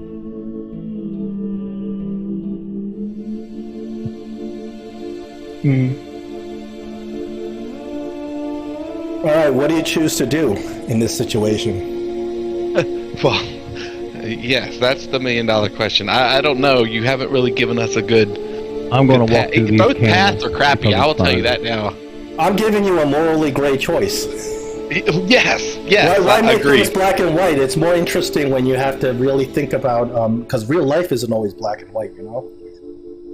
Well, the reality is this: we need that wand, but I don't believe anything she says. Well, like I said, if we could tell him she about isn't someone easy to trust. Naturally. Well, she's already tried to. I mean, she cast a spell on us. Yeah. Her trust is compromised. I say we try to look the rest of the area around first before we say, all right, we have to get into that room. And it seems the only way to get into that room is to confront him with a method of... Well, I am positive that she told the truth about that. The wand that we seek, the rod that we seek is in the altar. I know that is true. Now, everything else she said about kissing him, about what I don't know if that's true. I do believe he somehow bound her. She wasn't honest about or clear about that, but I know the rod is in that altar, and I mean he basically told us as much. So, I mean, we need that rod to get. I think somebody's got better persuasion than me. Tell him about the history of Faj and tell him that it possibly could affect these seals anyway. And while you're thinking about that, I'm going to search these bones real quick. You rifle through the bones. They're just remains of unfortunate victims of her, completely parched and sucked dry. Gregory, you're listening to Imsim tell you this fantastical story about there's these red mythos and blue mythos, and when you combine them to make the purple mythos, it sings like 1,000 angels. So roll me a perception, Gregory. Sure. Perception. I mean, he's really into his little story. And the red and blue and the purple mythos. That's kind of cool. When a red mytho loves a blue mytho and they get together and they make a little one and it's a little purple mytho. Yeah. Gregory, you notice that even though he's so feverish in his story, you notice very subtly that he's his hand, as it reaches for the teacup, goes right through it. And then he notices that his hand went through it, and he puts his hand away. Puts his hand away. Hoping that you didn't notice that his hand went through the teacup. And then I'll kind of ask him, like, so how often do things go in and out of this ethereal plane? Oh, you know, little hiccups on creating your own ethereal realm. One day you will be a powerful wizard creating your own pocket dimension, and you'll see. He's kind of looking at you, and you can tell, you don't have to roll insight, you can tell that he looks a little nervous. I believe that he that altar is what's keeping him here, what's allowing him to stay. So I'll test it out and try to grab my own teacup. You grab your teacup, no problem. Yeah, I drank the tea, so. And I just take a sip of the tea. The tea still tastes good. Okay, interesting. If he's not here, he can't stop us from going into the altar. But we don't know that. Only Gregory knows that. So, but we are going to walk back in. Well, we couldn't see anything. You walk back in, and you see that he and Gregory are engaged in a very, very exciting conversation about the realms of Netherese. They hardly even notice you guys go walking in. Do I still have his goggles? I don't know, do you? Well, I never give them back to him, as far as I know. I guess you still have them. Is that door open? Door's closed, obviously. Oh. He's not gonna open the door. I don't think he can open the door.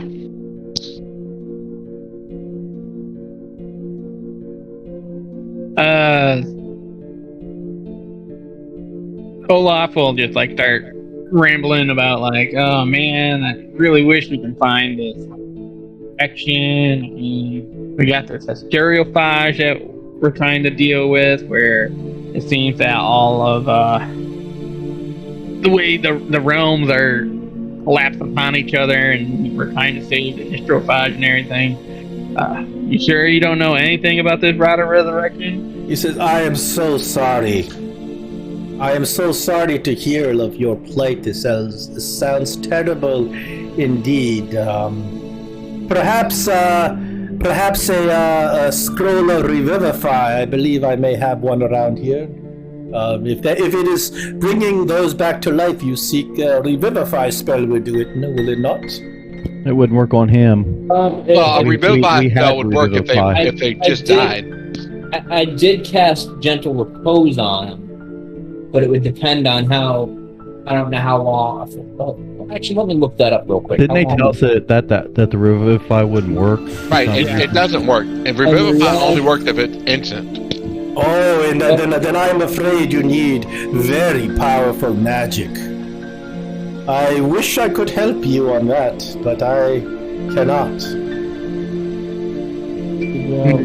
Well, okay.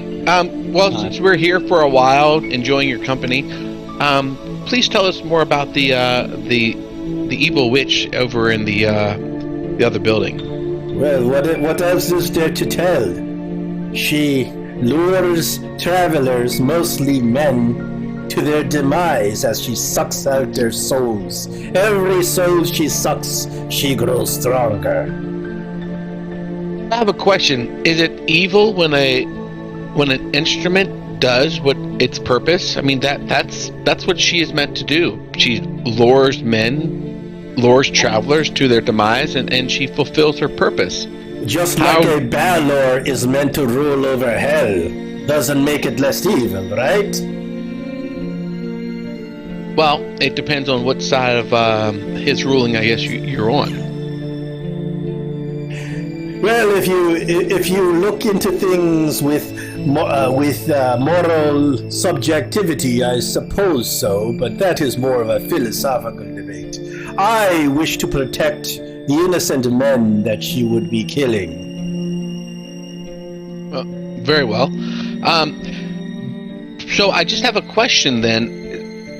From what you said, it sounds like she was here first, and you encroached on her little oasis and imprisoned her. Oh, no. I captured her in her oasis. It was that boulette that was here before. Well, but you said you just said that she was here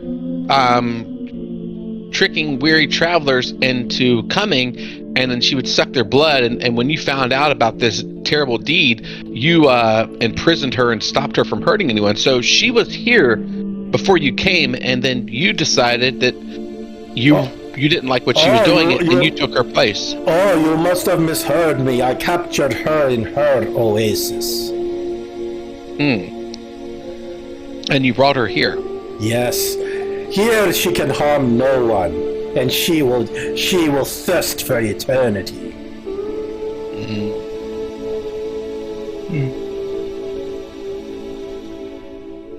I see. So, you create the substance that you eat and drink and live on here? Yes, the very trees, the water. The tea that you drink, the herbs, I make them. Then you must be very powerful in your home. My power is limited to that which I need to protect my charge, the altar. I have no ambitions of gaining more power. I have no purpose. How long? Yeah.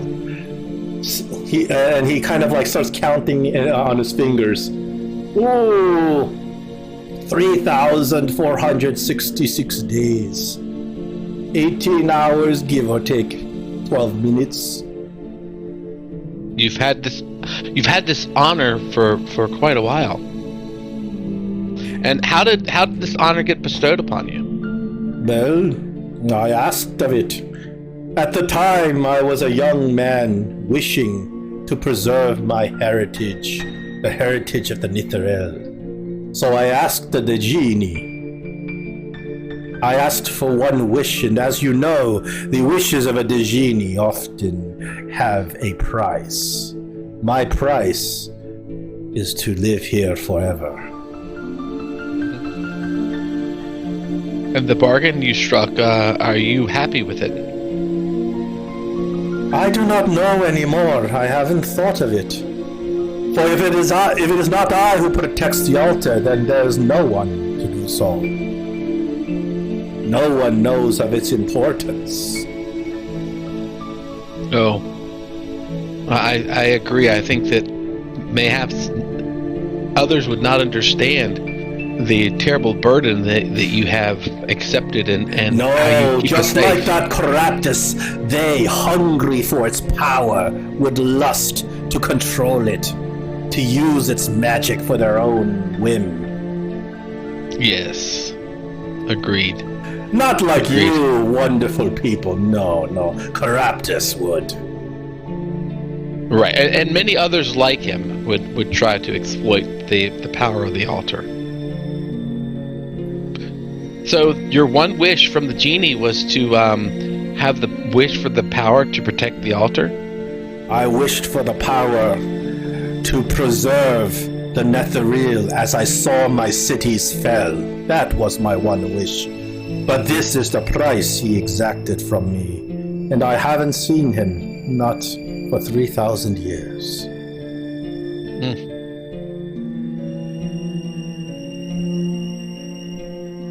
It was a heavy price. While he's talking, I'm going to just go over and tap Olaf on the shoulder and ask him to come out into the lobby with me.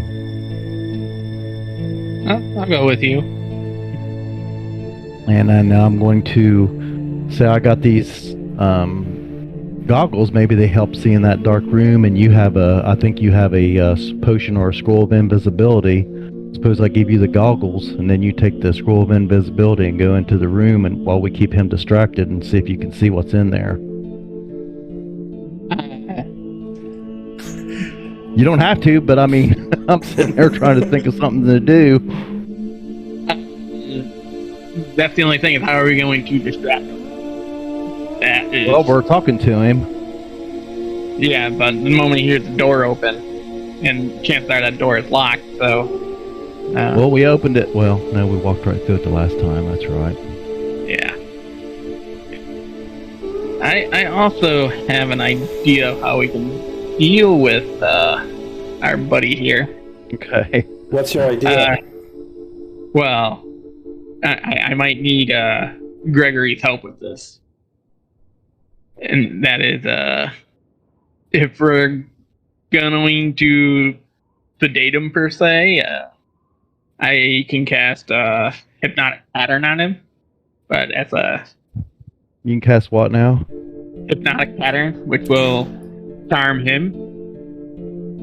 You're assuming that he will fail his save. Well, we're assuming that he can also be charmed. I mean, he was able to easily... Well, Fays can't be charmed. I don't Well, think.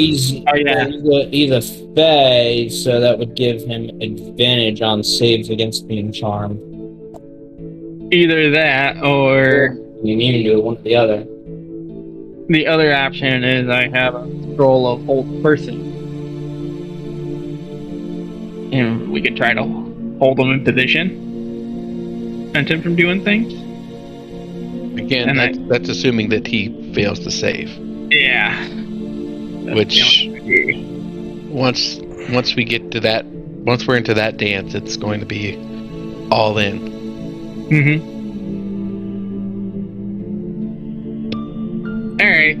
I guess trying to get into that room. I mean, unless Gregory, you might have to pick a lock or something like that. I don't think I'm that good at picking locks to get into that room. I can get the door open, but if it's locked, but well, assuming it's not locked with magic.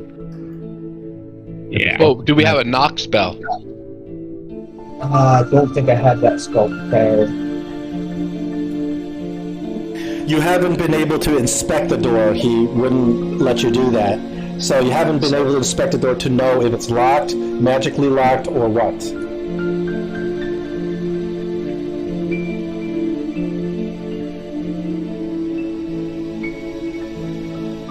Alright, I mean...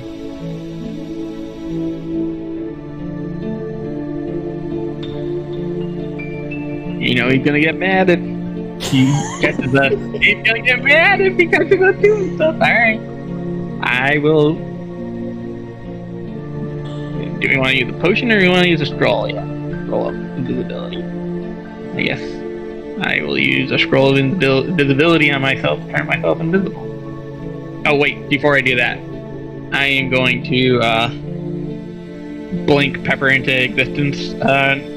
Are you sure he doesn't have some ability to see into magical invisibility? Of course not. We don't know. We don't know. Okay. Well, you know, do what you're gonna do. You gotta come up with a plan and stick with it. That's the best way.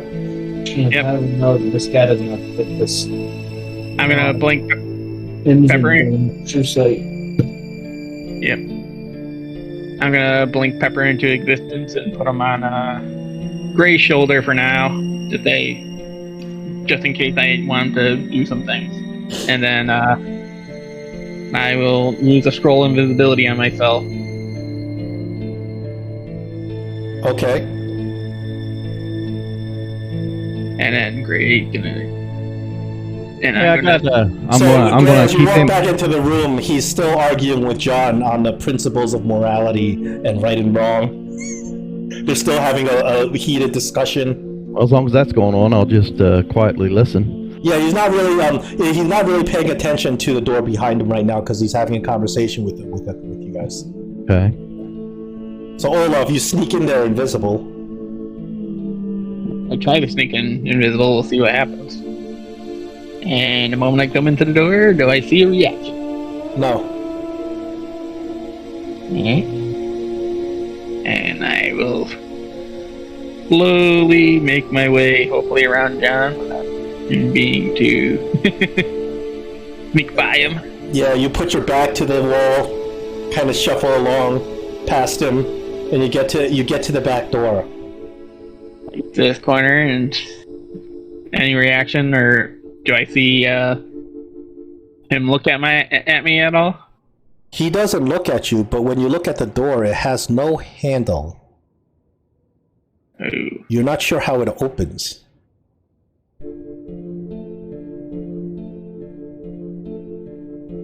Is there a pressure plate or something, or a button? Because the other door slid open. I think the front door. Oh, it opened because it magically opened the front door. This door does not have a handle, so you're not sure if it opens in or out or how it opens. It is clearly a door. It's a wooden door. It doesn't appear to have any sort of handle from where you're seeing. I will try to push on the door. The door. Ooh, I need a sleight of hand so the pushing doesn't alert him. So you gently push it. Give me a sleight of hand.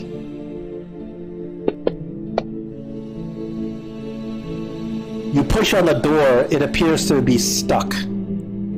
Can't open it, but he doesn't react. You haven't startled him.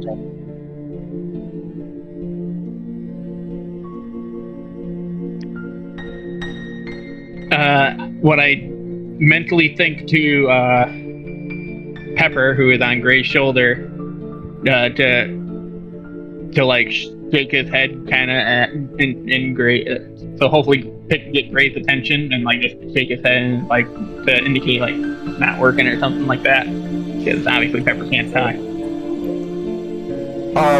The bat bites you, Gray. Kind of nibbles on you. Something, I don't know. Now Pepper, and I kind of pet Pepper because he kind of helped me out when I didn't have eyes. Okay, so I'm assuming from that signal, I would assume that didn't help. So I kind of just get up and start looking around, saying, "Oh, this looks pretty cool," and seeing if I can see any switches or pressure plates or anything like that could possibly trigger the door to open. Perception.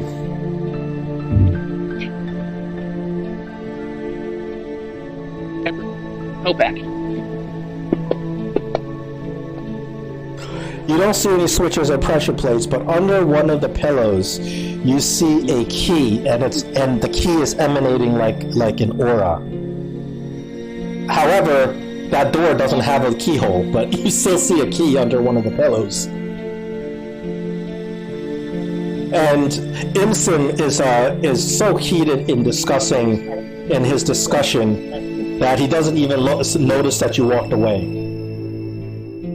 Just kind of nonchalantly walking around the room, looking at the stuff, and I just kind of nonchalantly reach down and quickly pick the key up.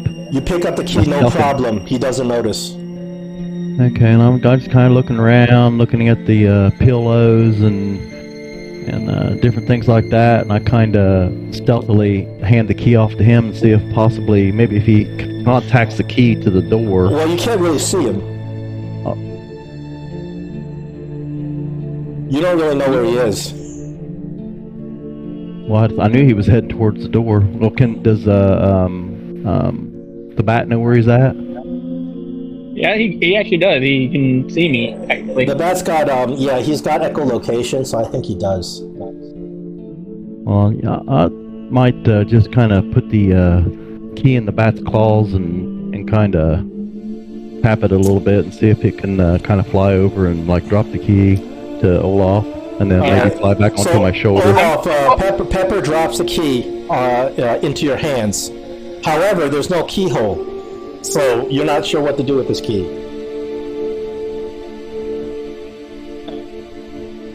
Olaf will. There's no keyhole, but Olaf will maybe look along like the wall, see if there's anything that looks like keyhole. You don't see anything that looks like it could fit this key. I gave him the goggles. Did he put them on, or? Oh, sure. I'll put the goggles on and see if I see anything. You see naked nymphs dancing all about you, but no keyhole. Oh darn! Naked nymphs. Olaf just smirks and just keeps shaking his head. This is not working. And yeah, I guess he'll just look around the doors and the walls and see if, or he'll just take the key and press it against the door and see if anything happens. Nope. You just click, click, funk, funk, funk. Nothing.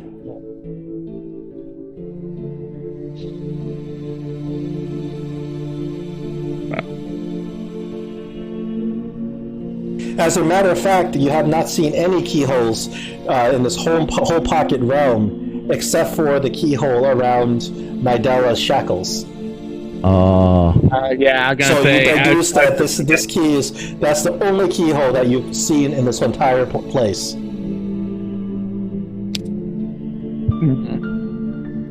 Olaf having he would starting to think about that, and I think he figured that out. Put the key in his pocket. And he's like, "We gotta find a different way." What else are we gonna do?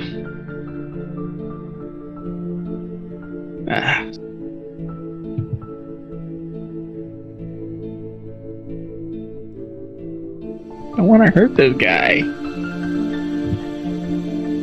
Well, I don't think this guy's quite as on the up and up as you think. I know. But he's been cordial with us the entire time. I always found that good NPCs, they're not completely good and not completely evil. Yeah. They're in the gray zone. I mean, this guy's lying to you. He's keeping this thing away from you. He knows you need this Rod of Resurrection, and you guys have deduced that he's just intentionally not giving it to you. But he also seems pretty honest about protecting his realm. Which I do believe he believes that.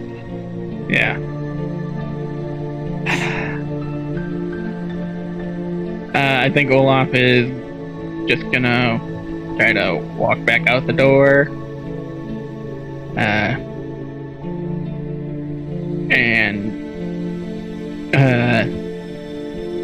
I think I would have Pepper signal to Gray to go back outside to try to munch on him and like point me in direction to kind of follow me. So, and then I'll just whisper to Gray, I'm like, I couldn't get the door open.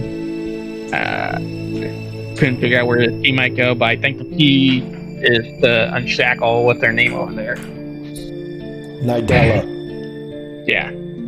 Yeah, well, I don't want to do that. That's for sure. I don't want to do that either. No, there's no easy answer to this. Well, I mean, there's no easy answer that you've thought of to this. Well, I mean, we can. I just don't believe Idella. I don't know. But I wouldn't either. And I'm telling you, if I were a player, I wouldn't believe her either. Yeah. But you guys are kind of in a bind because you're looking for this Rod of Resurrection. A revivify spell is not powerful enough to bring back this Tariq's son. Yeah, they found that out when it was with the so that's why you need the Rod of Resurrection. I think we thoroughly investigate these other rooms, see if there's anything we can find. Well, I think we have to get the group together to discuss what we're gonna do. If you make a plan, if we're gonna have to do something about our buddy here. Well, I think we're going to have to just let him know that we're going to need that Rod of Resurrection to finish our mission, which, you know, like if our mission goes wrong, then all his guarding and everything of this seal may go to naught anyway. So, I mean, we're going to have to get it one way or the other, and we don't want to hurt him, but we need to get through. Yep. John or whoever's got the most intimidation. Maybe. Do we got guidance in our group? Yeah, I have guidance. Okay. We'll have to remember to use that. Yep. Yeah, I don't know that. I don't know that intimidation is going to work on this guy because this is his life goal. Well, I mean, you need to. Yeah, that's true, but I think we need to make it clear to him that we need to get in there. We need to get that Rod of Resurrection. Is there anything that we can replace that Rod of Resurrection with? I think it works. Or go ahead. Then, well, I don't know. I think that we're gonna if that's going to be our plan, then we should just open the door. Well, we already tried pushing on the door, and it wouldn't. Yeah, unfortunately, the door does not have a means of opening it. When you try to push on it, it's stuck. I don't think John Ashford knows that we just tried that. Yeah. No, he was still. John, no, he was Gregory, and Insim are still kind of engaged and very pleasant in banter. Yeah, I wouldn't have been able to see you. Yeah. So, no, I think I would. I mean, I don't know what else we're gonna do with invisibility, so I think after turn it off, we probably would fade away. I don't know. It'll take an hour, but. Well, if we get in a fight with him, you could get a surprise round if you're invisible. Well, I think you need to. I gotta hide that I'm still invisible then, and I think we might have to get the other guys out here and discuss what we tried and tell them what didn't work, and then maybe while talking with them, they learned something that they could tell us about them or something like that, and come up with another plan if we can. I'll kind of step into the room and ask them if they could step in here for a minute. Whoops.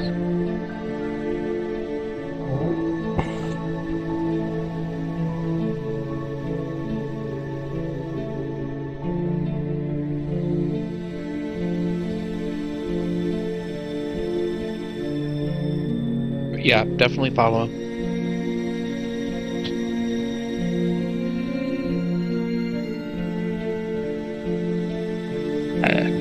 Olaf will produce the key and then give it to Gray, and I'll just start tapping John on the shoulder and make him look over his shoulder, even though he can't see me, just to mess with him a little bit. Did we lose John? Oh yeah. Well, I not you. I'm talking about John the DM. I haven't heard. No, I'm listening. Okay. And when Gregory would come out too and talk to us.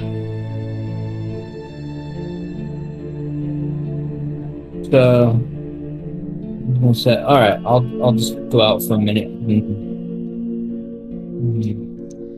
see what you guys want. Actually, Gregory should be able to see me, right? Yeah, I can see you. With my robe of eyes, I can see you guys. Well, I'm not visible, but I report to at least John, who didn't see me. I'm like, John, I tried to push on the door, and when I'm invisible. Woo. And I couldn't get that door open. okay. Well, then we could either use knock, and if you talk about your key, I'm going to be like, well, I mean, maybe the key is. You didn't see a keyhole? There wasn't a keyhole. I haven't seen any keyholes in this entire building. So I have a feeling there's one keyhole we know. Yep.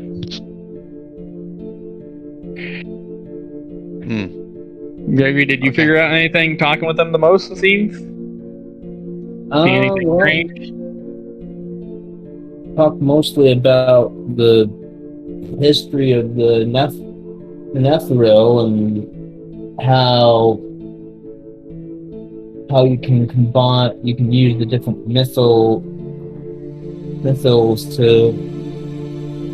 for different purposes, and which was kind of interesting conversation, actually. Good to hear. It was nice to hear some things from somebody, a true man of the Netheril. Did he? Was he doing anything weird or acting weird at all? Yeah, now that you think of it, I try to quietly say, I did notice as he went to grab his teacup, his hand did go through the teacup as if, like either him or his teacup were crossing planes. Really? Yeah, I think it was him because I grabbed mine and it was normal. Has anyone actually touched him? See if he did. I didn't Well, touch he him. touched Gray earlier. So Gray touched him earlier to help Gray get rid of that he did. blue skin disease. So maybe he has. But it seems like it's almost like he tried to hide it from me.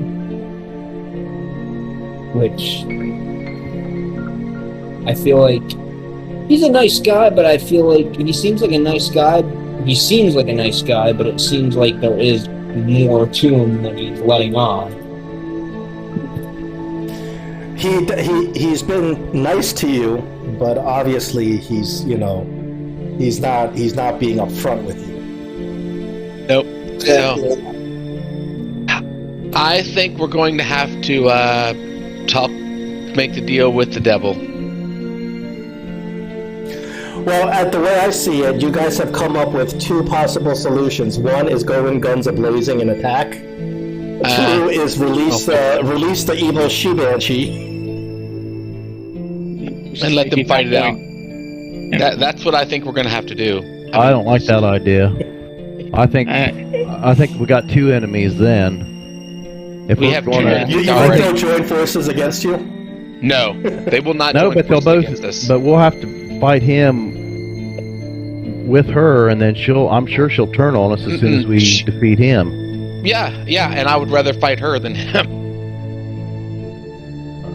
She will. We only got her word to absolutely say. Once turn again, on we only have her word that she could even defeat him. Well, though we do know that her power is what she is. I mean, we do know that that's true.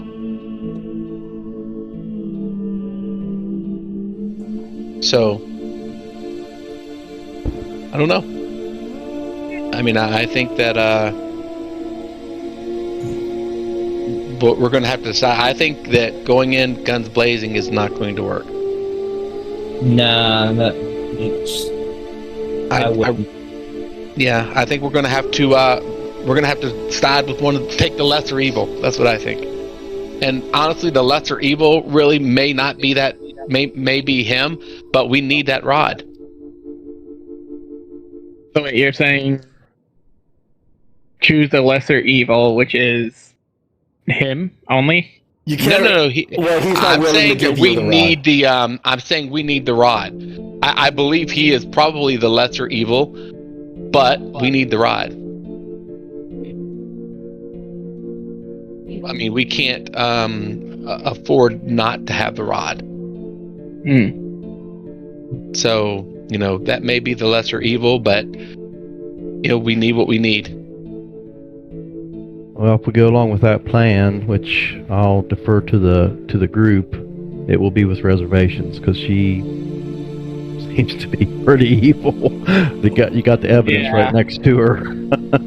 I believe that. I do believe that she is evil. Well, if we're trying to bring the guys the And then once, son back to life. if I may, she knew that he wasn't dead. So what makes you think that he wouldn't be able to determine that she was sneaking over there to try to get to him? Which she said she would have to sneak up on him to be able for her kiss to be effective. Yeah, she said she had to do it at night when he's asleep. I have another idea. They don't sleep, just to let you know. Right. I don't think she said that we had to do it at night. I think she said we just had to sneak him in. She said you have to Ran to distract his him. room. We have to distract him. Right. And the guy is hungry for conversation. Another thought just crossed my mind. Yes. Do we really have to kill anybody? Because really all this chieftain guy wants is for us to bring his son back to life, right? Right. Correct. Well, he asked for the rod. Rob, that could probably be done with or without the rod of resurrection. What if? I don't know that we have the ability to do it. And I mean, we A don't. resurrection spell is level 7. I don't know if you guys have the capacity. to right, do it. and we're not in Kansas anymore, so it's not like we're going to Okay, well, get that ability. Let me finish.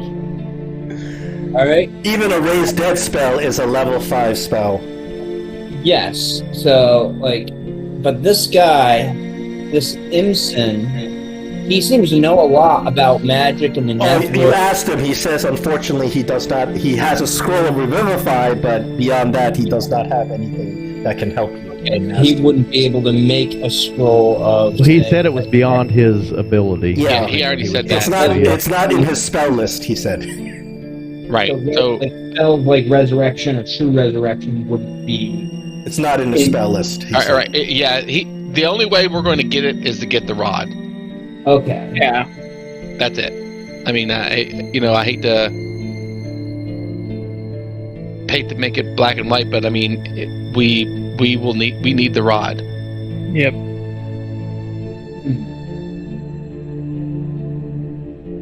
So that's it. All right. So what are you guys gonna do now?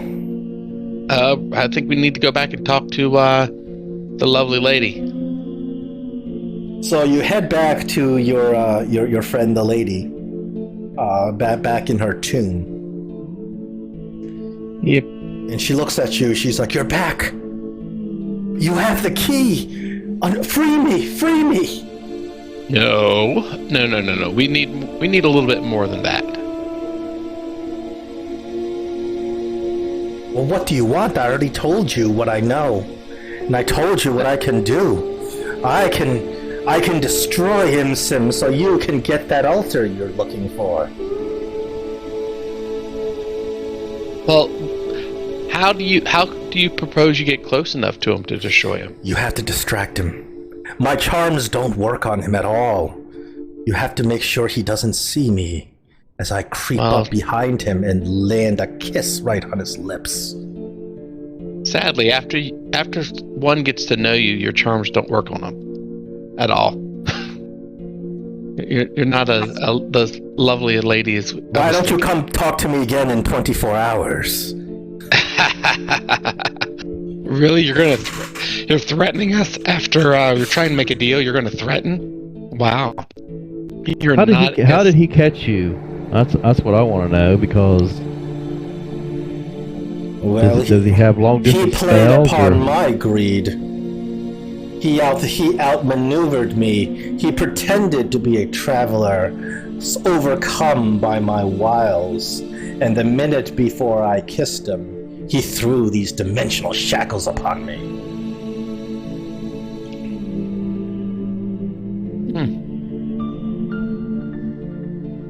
Well, you seem like he played you. Well, I'm thirsty for revenge, if you know what I mean. And after you do away with him, what's your plan? Return to my oasis, do what I have always done. What Where's else is there? Where is your oasis? Far from here. Then we will extract an oath from you. An oath that you give us on your word. All right. As I a swear. fae. I swear on my word as a fae. That you will never harm me or my companions, and never again try your charms on us. Very well. I swear on my word as a Fae that I will never harm you or anyone else. Anyone else? That's a lie. We know that you will harm others. That's what you do. You can't help yourself.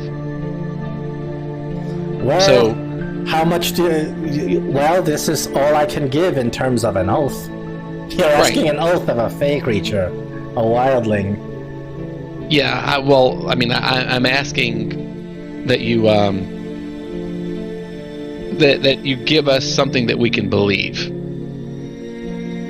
Well, I don't know what else. What else can I give you? And she slowly kind of like kind of moves her gown to the side, like trying to seduce you.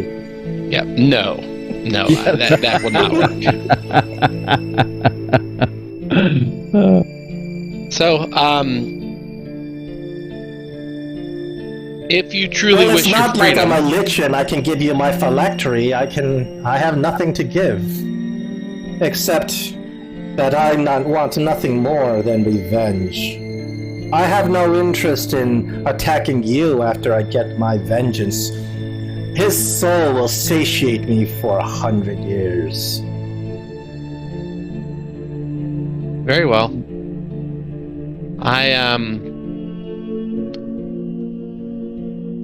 I say we let her loose. We go in and we have a nice dinner, and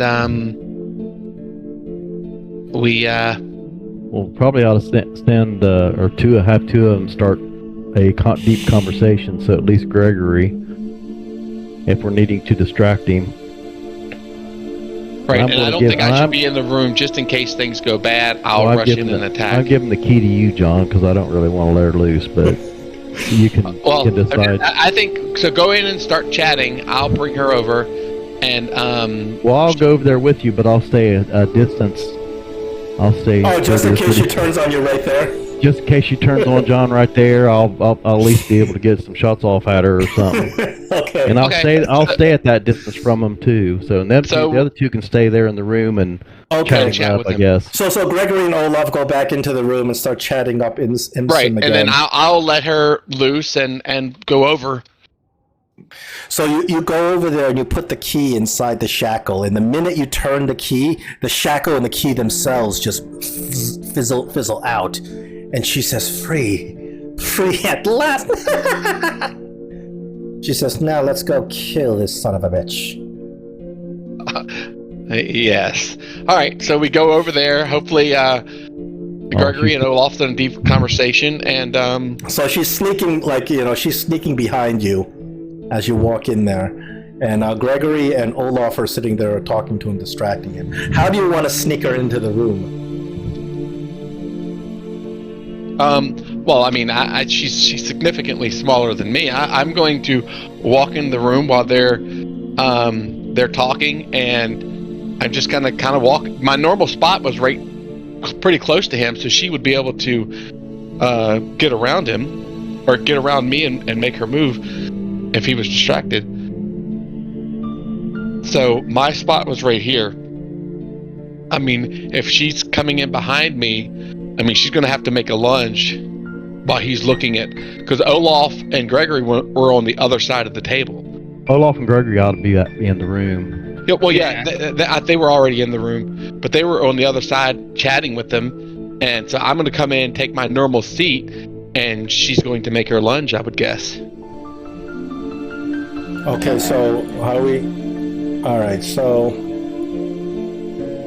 you're sitting there, you're talking to him, and she kind of slinks around the back.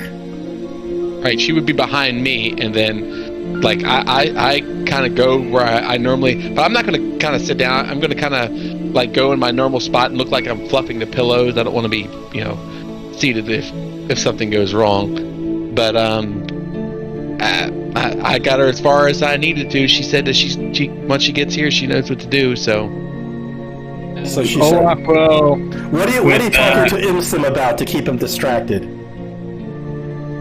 So I'm gonna have you guys roll while she takes every step she takes. Well, what Olaf is gonna do is use Mage Hand to like knock over the tea kettle like away, like away from John Ashford. So like he is distracted by it. I'm like, oh no, I accidentally knocked that over. You knock over the tea kettle. Imsim just like at first he reaches for it, but then he stops and he says, "Oh, don't worry about that. Don't mind. I'll use my mage hand to clean it up." And then he puts his hand up, and then the tea kettle floats up as he's cleaning up the tea kettle. I like that one. She gets one step closer. Anything else you want to do this? What else you want to do to distract?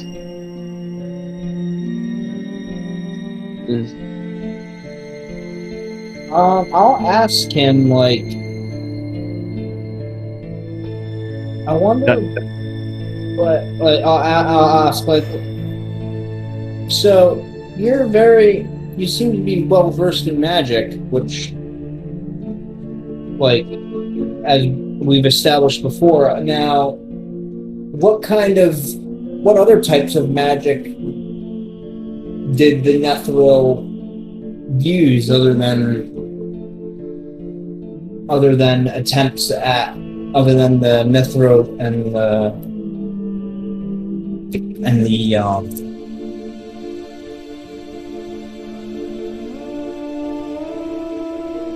like his? Were there schools of magic that were... Oh, yes. We were masters of divination. He starts talking. And he goes off on a powerful divination spells, and she sneaks a little bit closer. One more step and she's upon him. Anything else you guys want to say? Ask him if he knows Elminster. Yeah. He's before Elminster's time. Oh. Yeah, he's even older than Elminster. I mean, yeah. Caracas was just a mageling. A mageling. I'm going to ask him, like, what kind of divination spells did the Netherese know that were uncommon in today's world? Olaf would probably ask him about cooking. Says, we would know the future, but not just like a scrying spell. No, but we would know the very landscape of the future. And she jumps right on him. She says, "Revenge!" But when she leaps on him, she goes right through him, showing that he was an illusion. She's like, an illusion! No! Which we knew he was an illusion. Part too. The door slams shut. Gray, I'm sorry. The door slams shut, locking you out. Okay. Well, I stayed outside on purpose, so... And you hear a booming voice. I invite you into my home.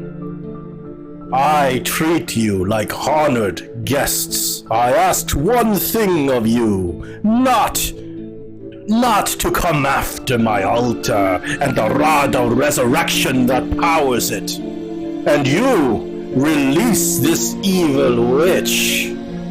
Well, it is time I taught you some manners. And before you appears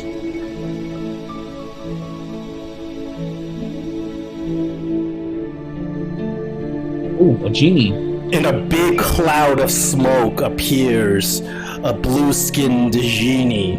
His feet are swirling in this tornado that kind of has a magical swirl across the room, putting winds across the room. And Nidella jumps back. Oh, it is the genie! We are dead! We are all dead! And she starts fleeing. He says, "What do you have to say for yourselves?" He says, "You apologize now. You slay that witch, and I, perhaps, will show you mercy and let you go back to your realm."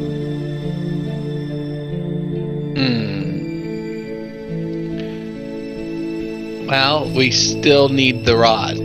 Oh, Imsim's, do we? Because if he's a genie... He's not really a genie. You can grant wishes, right?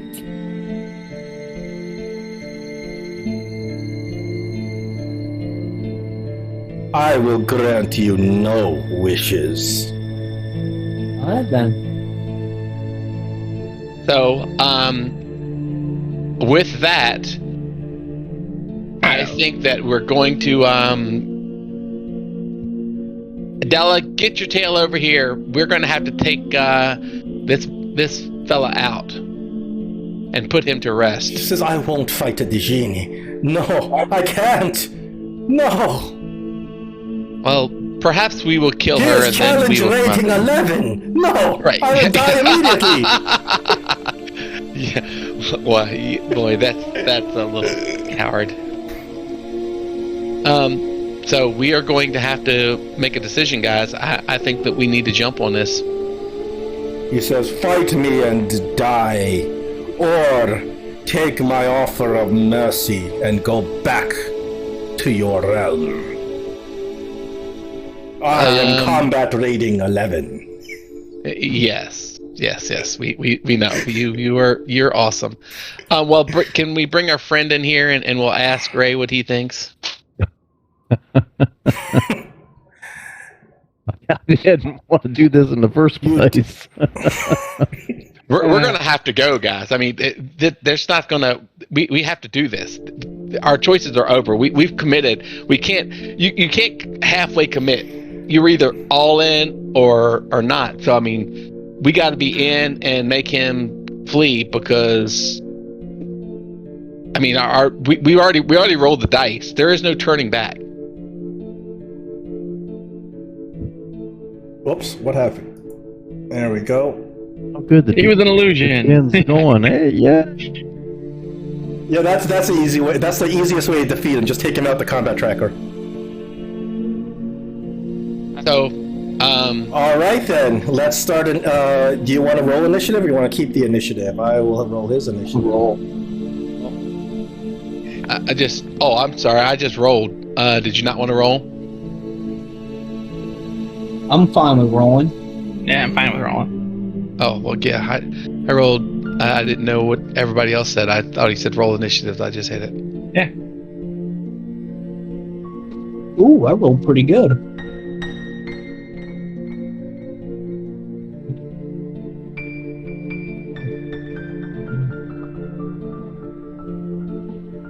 Need to get that door open.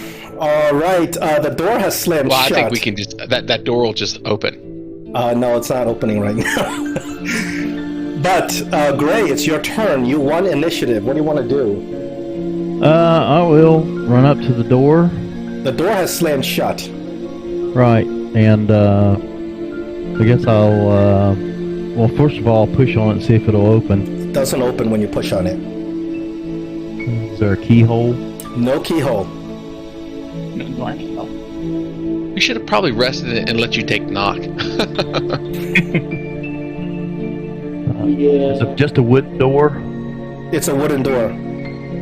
Well, in that case, I will draw my flame tongue and try to cut through the door. You slam down on the door.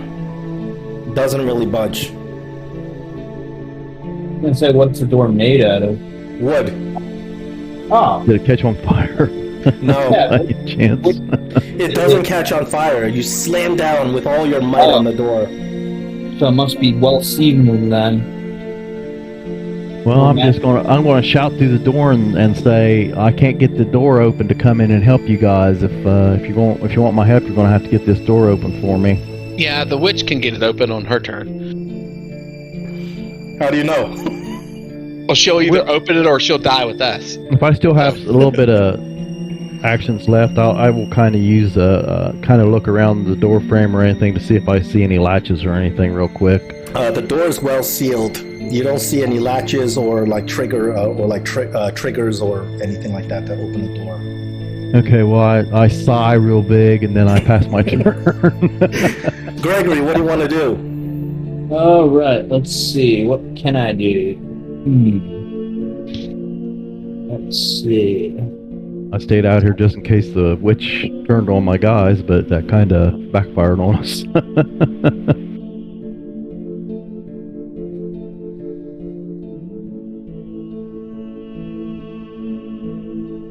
Can I cast Dispel Magic on the door? You can try to cast Dispel Magic. Yeah, I need a roll, though. Alright. So, just a raw intelligence check. Whoops, what am I doing? Dead. Yeah, good job, girl. Opening the door. Alright, so a raw intelligence check to dispel the door. Alright, so I'm gonna roll in the tower. You don't have to roll the tower. The result's going to be obvious. Alright.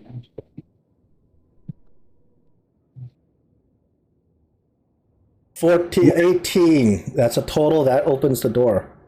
Alright. Good job. A third level spell slot. From casting Dispel Magic.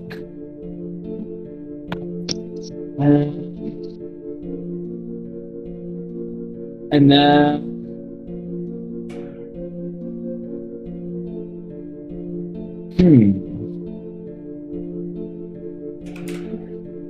you know what? I'm gonna end my turn.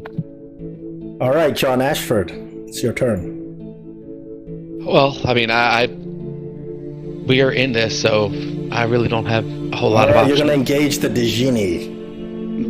That's what I do.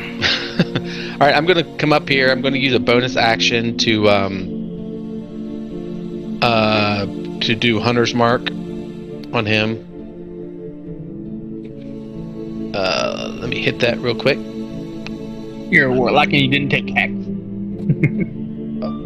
Yeah, I just really use my warlock spells for. I have hex, but I use my warlock spells for the for smite. All right, I did Hunter's Mark on him, and I'm going to attempt to hit him.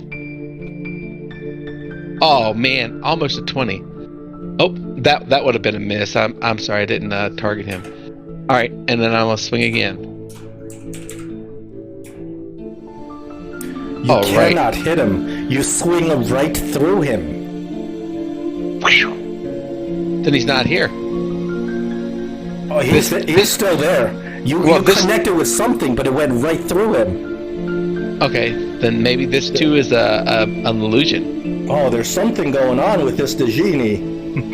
All right, well, I swung, it went through him. That was my 2 attacks. That's all I can do. Whoa, a 26 missing. Wait, no, a 26 hit him. Nope. Oh, no, it missed. It missed him. Oh, then he must have, maybe he did a... What is going on with this? His armor class must be 40. Yeah, well, 40. Well, maybe his, maybe he cast shield or something, I don't know. Or he's not real. All right. I don't know, but I passed it. I need wisdom save from John, Olaf, and Gregory. I think, Gray, you're not in the room, technically, so you're saved. Wisdom save. Okay. Aura. Are you in the aura? No, you're not in the realm. You're just right outside of it.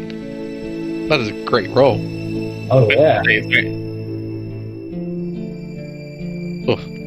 Olaf, you are terrified. You are under the fear spell. You must use every single action to dash away from the source of the fear, which is this horrible-looking Djinni over here.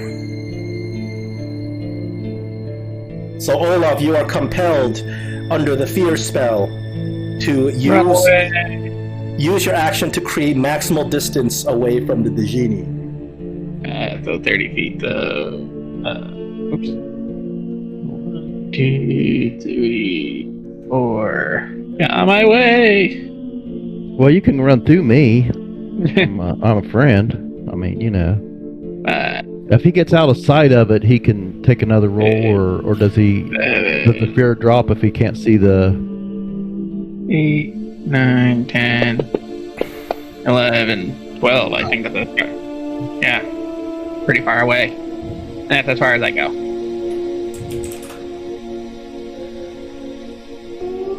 And then, do I roll again at the end of my turn?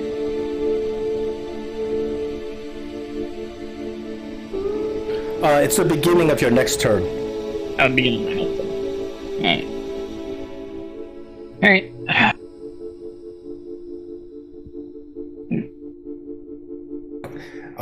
The genie screams out, "Why do you persist in this?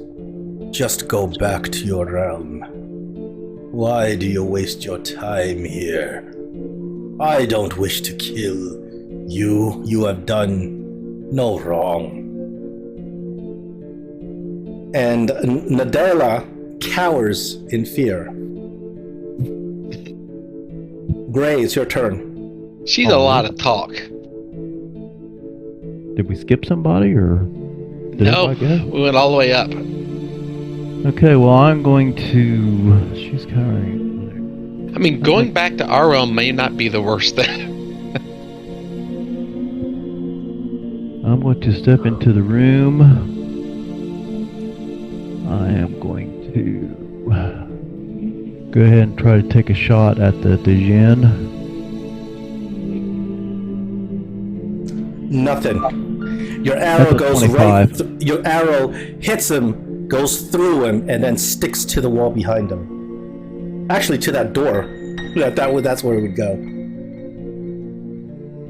I don't think we can hit this guy, you guys. Alright. I mean, I got another You got another shot. attack. You got another attack. Okay, then I am going. Don't you wish we were playing with the new playtest rules where a 20 is a guaranteed Which is hit? what? 20 is a guaranteed hit no matter what. Oh, yeah. That might help a little bit. Natural 20, you die. Oh, wait a minute. Oh, that was a wisdom save. Someone rolled. Okay. Well, I guess I'll try one more shot at him just to see that I'm certain that it's not going to hit. All right, then I'm going to back out of the room. Yeah, out this of isn't- sight of the Djinn. And say, I don't think we can hit him. I think this is a losing battle and pass my turn. it's not him. Gregory, you're up. No, exactly, but I don't think we can hit it. I guess Okay. whatever it is. Well, doesn't Gregory have the eyes? His Ew. Gregory, Yeah, your eyes don't see anything different. your Your eyes robe of actually eyes see don't- him. Yeah, your robe of eyes don't see anything different. Your Wow. robe of eyes see into the ethereal plane and invisible creatures, which none of them apply here. Because he's plane shifting. It has to be. I'm gonna try something. I'm gonna try magic missile. Yeah, if he's plane shifting, it won't hit.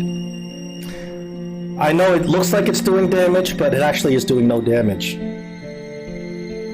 It just 'Cause he's plane shifting. it blows up little pieces of him, but they just form right back. Because he's not here. And I'm just like, oh, interesting. So magic missile doesn't work on him. All right, John Ashford. Okay, so you want us to Accept kill my this woman? offer and go home, but slay that witch while you're at it. Okay. 5, No! 10, Don't listen to 15, the Djinn. 20. Alright, I move here and target her. With my bonus action, I move my Hunter's Mark to her. I am going to go ahead and, for her lies and deceit, You just need to kill something, right? well, she just ticked me off. I'm going to go ahead and do a bad smite. Well, I mean, we're not going to be able to do anything to him. So I take a big swipe at her and hit her, and then I'm going to give her another bit of attention. And this time I'm going to go ahead and do the great weapon thing. I doubt if I'll hit it, but yep. All right, and I try to hit her again. Nope.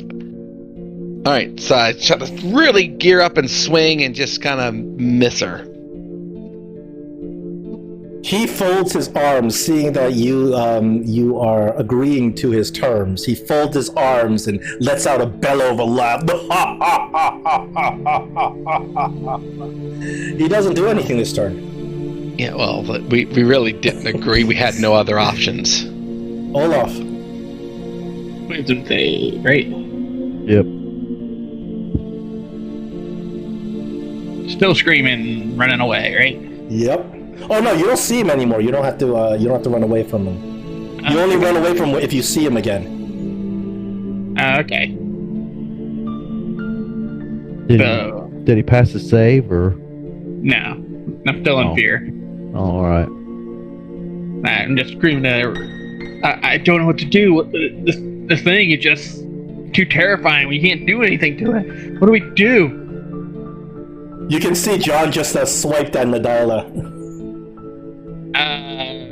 I will shoot an Eldritch Blast at it. And we're attacking this thing now. I can attack that thing, and I'll shoot at Nadala.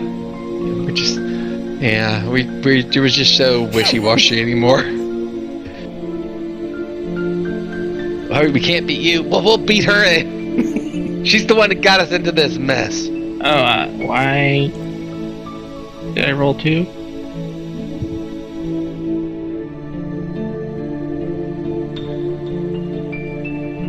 What's going on? You rolled with... It doesn't matter, you would hit anyway, but... I'm not sure why you rolled with advantage, but you would have hit anyway.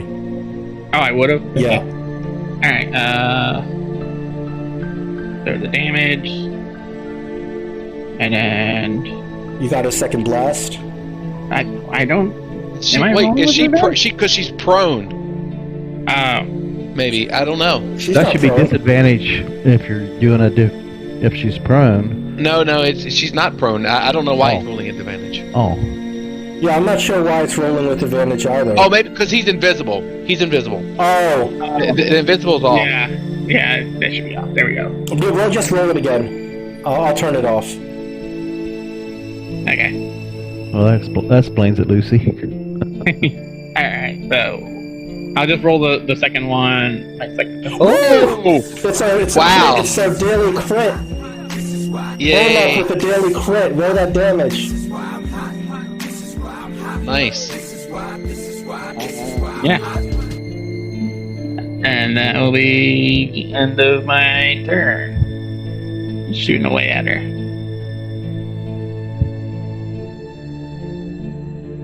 It's her turn now. Oh, yeah. Nadella, now that she's cornered, she has no choice. She's gonna fight. She's gonna have to fight for her life. She cannot kiss you until you are unaware, or she charms you. So she cannot use her most devastating attack. All she can do is just slap you. Yep. Oh boy. But she hit. She manages to slap you. So hold on, let me. I gotta turn my thing off real quick. Okay, it's off. She does get a second slap.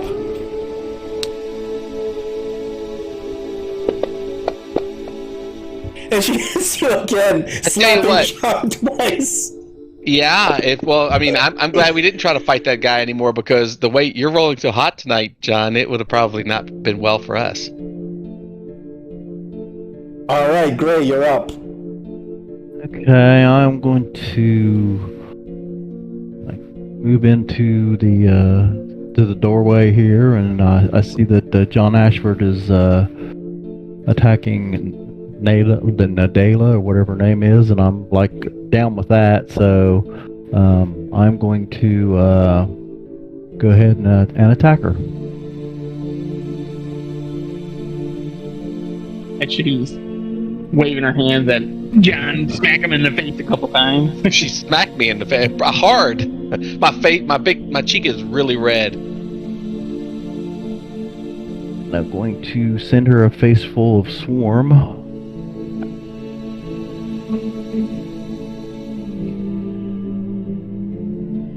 Oh, that is some Fey-on-Fey violence. Yeah, it is. And I think I'm going to take a sharpshooter shot at her on this second shot. She probably can't survive that. Even a regular shot? Go ahead. She's looking real bad. Yeah, we're beating her pretty bad. Oh, yeah. Is this you got that set up to automatically put the sharpshooter damage on, don't you? No, you have to do the 10. Well, I think John did. John? Well, let's find out. I mean, I'm looking at your character. It's not on there. Oh, okay. Oh, it went on there. So It's on there. as you shoot one arrow through her throat, pinning her to the wall, she blurts out with her death gargle, "The goggles, my blood on the goggles." And she goes down. You're up. So you guys are no longer in combat because this Dejini, assuming that you've taken his offer, he says, good show, good show. She'll be back, but at least not for a couple of months. Good show. Now, Well, when you hold are on, I'm ready, gonna- come to me. I shall send you back to your realm. Well, we have a tradition. I would know who has the goggles. I think Olaf does, yeah. Olaf. Olaf, can you do your burial rites over her? I'm sure you heard her last screams. Good show, good show. I come to the door, and am I still feared or not coming in? No, he dropped his fear. He dropped his Okay. concentration. He's not hostile anymore. Not unless you guys are fighting him again. No, we're gonna at least rest before. all right. So So take a long rest in the bedroom right next to him.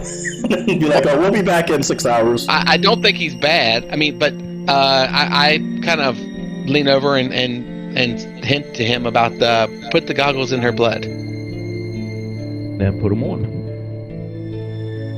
I take the goggles, and I'm like, oh dear, another creature has fallen. Oh, thank good. Oh, darn. And then Olaf, I need a performance. oh, Mela Lucky High. How do you? I need a performance check on that one. He sounds so compassionate. Well, if he had roleplay better, I wouldn't have asked for the check. Olaf, the genie says, "Hey, what are you doing there?" And he's like coming over. And by then, I would assume I dip the goggles in. Oh wow, that was awesome. So you dip the goggles in the blood, and the red tint on the goggles turns green.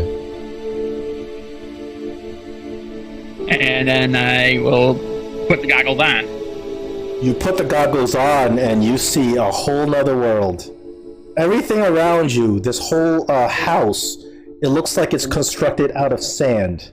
This Dejini that's standing before you looks like he's made out of sand. On the table that you guys have been drinking tea out of this whole time, you see an altar.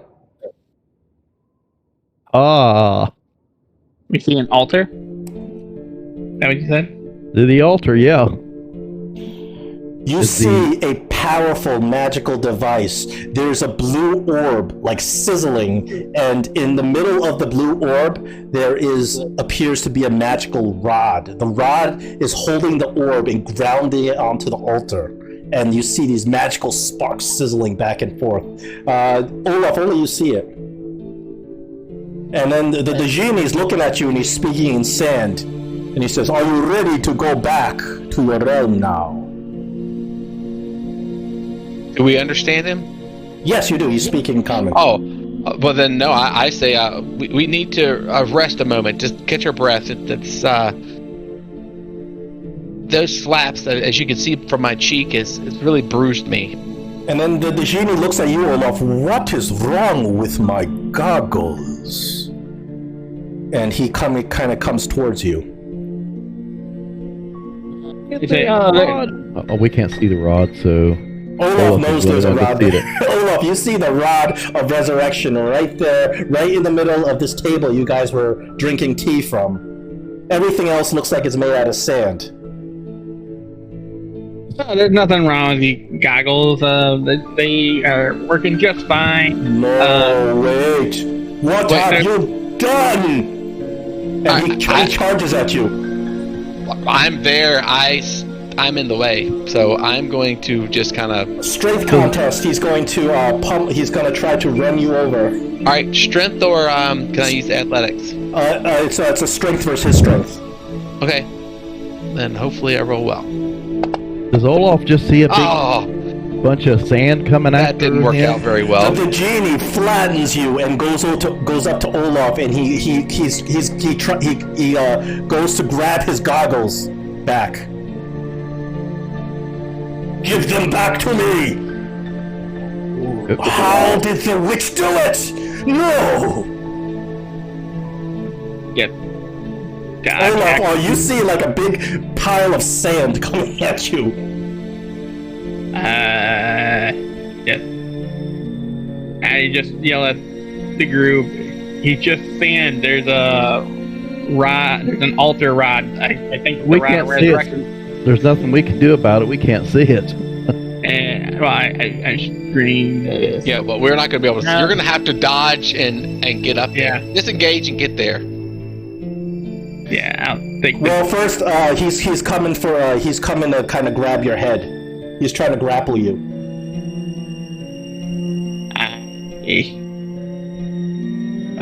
What do you want to do? Do you want to dodge his grapple? Do you want to let him grapple you? I'm gonna dodge his grapple and try to get to the rod. I need you to roll your dex. Did you already use your? You don't have to do a contest with him. I need to roll acrobatics to get out of his way. I won't set the DC very high because he's a big pile of sand. I'll burn an inspiration to dodge it. I think that this is a good time to use an inspiration. Yeah, I do too. Come on. That was with inspiration. He's got you grabbed.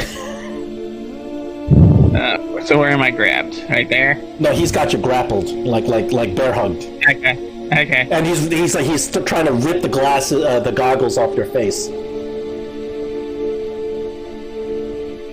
Give them back to me! And I try to take goggles and throw them to someone else.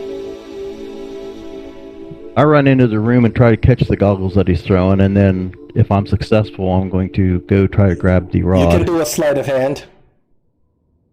Olaf didn't have time to explain to you exactly where this rod is or what he's doing. This has all happened very quickly. Okay, well, I'm going to burn my inspiration on this too. That's the sleight of hand. It's right there. Alright, you nab the goggles. Just as the sand overcomes Olaf. Olaf and John are buried in a big pile of sand. Okay, I put the goggles on, and now I can see what Olaf said, and I see the rod, and I take off to right in the middle of the table. Right, and I'm somewhat disappointed because the tea's gone, but I'm going to run over there and try to grab the rod. We've been drinking sand the entire time. You run over, you grab the rod. The rod is very firmly in place. Are you trying to force it, really grab it? Because it seems pretty fixed. It's holding the altar together. Paige saying I can't get I can't pull it out. Well, you can. You gotta have to show me some strength. Oh. Or can I holler at John to come and grab a hold of my arms and pull on it? under a pile of sand. He can't help you. John right now. is? Yeah. Oh yeah, He got pummeled by the sand genie. It's not a real genie. He's a big pile of sand. So me and Gregor are the only ones loose. Yeah. Well, I asked Gregory to come and grab hold of my arms and help me pull, even though he can't see what he's pulling. All right. So Gregory can help you. You can roll with advantage on the strength. Give me a good strength check. So, page 1. Not my best, but not horrible. I don't This is just pure strength.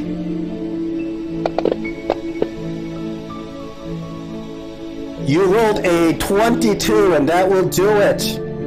You remove the rod from the altar. The rod tears and fractures in several pieces, breaking, but the altar itself crumbles. You have the rod in your hand now, and as the altar breaks, the door swings open, and out, the genie disappears into a pile of sand. Okay. And as the door swings open, the real Imson comes out. Oh, well, great. He's That's what his name is on the map, too. That's funny. What have you done? You've destroyed the altar! What have you done? And as he screams, he turns into a big pile of sand. The entire Mirage Arcane spell that he has constructed, this whole place, turns into a pile of sand. Everything dissipates as you are ejected back into the prime material plane, holding this rod of resurrection in your hand. Oh, However, man. the rod of resurrection is broken. Yeah, hey, we recovered the rod. That's all we said we were going to do. And I mean, my goodness, how did it get broken? When I pulled it out. You had to pull it out. Oh, I'm surprised you didn't get exploded into a million pieces. Well, I'm happy I didn't. We gotta figure out how we're gonna fix it now. So, well, the issue is, Gregory, you quickly, so now the only thing that's left are these things in this parcel. Everything else is just sand, and you guys realize that you feel sand in your mouth. The tea you've been drinking is all just sand, and you start coughing. Ooh. Ugh. Sovereign glue. Well, I mean, I would say let's do detect magic on all of it. I'm interested in ancient Nethere's book. Yeah, I think we should do Gregory, detect magic. to you, this is the biggest find ever, because you find 10 ancient Nethere's history books detailing history of Nethere's empire that is unknown to modern knowledge. This is invaluable. I'm taking those, yeah. Well, Gregory, I mean, I would still do a detect magic on everything. Or identify. So you identify the Rod of Resurrection. It is indeed a Rod of Resurrection, but it is broken and you cannot mend it. You are now in a bind because this rod can cast Heal or Resurrection, either spells. It requires 5 charges to cast Resurrection, and luckily the rod still has 5 charges. However, within 5 days, because the rod is broken, it's going to start losing charges. And Well, it didn't take us that long to travel here, though. no, it took didn't. No, it didn't take us that long to travel here. It was just like 2 days, or it wasn't long at all. No, it was a couple of days. Every time you had to rest, it depends on how many grid you can. It did take you. It took you about 5 days, a little bit more than 5 days to get here, because you had to do. You can travel you travel 2 grids a day, so it took you about 5 days. Well, that's because we went cautious. Yes. So you are in a bind, and you got to rush back in order to use this rod to cast Resurrection, or else the Which charge we are is not going going to to run go out. cautious. We're gonna do whatever we can. But did they, did you guys identify anything else in that group of No. stuff? Like the ring or There's the glue or... there's sovereign glue. I'm curious of that. Well, let's be curious while we're on the road. And then I'm also interested in the golden hookah as well as books. It's a regular hookah, but it's made out of solid gold, so it's worth a lot of money. Oh, we're keeping all that stuff in the bag of holding, right? Yes. In our inventory. What I'm going to do is I'm going to put it in the party sheet, and you can take it out of the party sheet if you want to have it in your inventory. No, I mean we had in the party sheet we have an extra bag of holding, so I was assuming we were putting everything in there. Well, could we use the glue to put the wand back or the rod back together? And let's just try to make haste and get there. We have 5 charges. The glue won't put the rod back together because it requires powerful magic. Does Gregory think that the rod will work in the even in the condition it's in. It just won't recharge. That's basically Gregory, what you're saying. you think it will work, but it only has 5 charges and it's not going to recharge. The rod is busted. You guys, you ripped off like you ripped off the handle, part of the handle. You ripped off the orb that controls the magic. It's busted, but it will work for the charges that it has left. So the fancy antique rug don't happen to be a flying carpet, does it? No, unfortunately not. So Then we need to head back. If I think we gotta find our camels and book it. Absolutely. Yep. I agree. resurrect the one guy, and then yeah. All right. So before we end the session today, because we're at time, let's calculate how long you guys got to go. 1, 2, 3, 4, 5, 6, 7, 8, 9, 10, 11, 12, 13, 14, 15, 16, 17, 18, 19. It's about 20 squares, 20 hexes away. Okay, and then what were the rules of travel again? Rules of travel is if depending on the pace, you can burn exhaustion and go out up to 5 hexes. But you're going to suffer a lot of exhaustion, and it's dangerous. You have a random encounter, you fight that encounter with exhaustion. Right. But we can go 3. We can go 3, 2, 3, 2. Yeah, your camels give you an extra hex.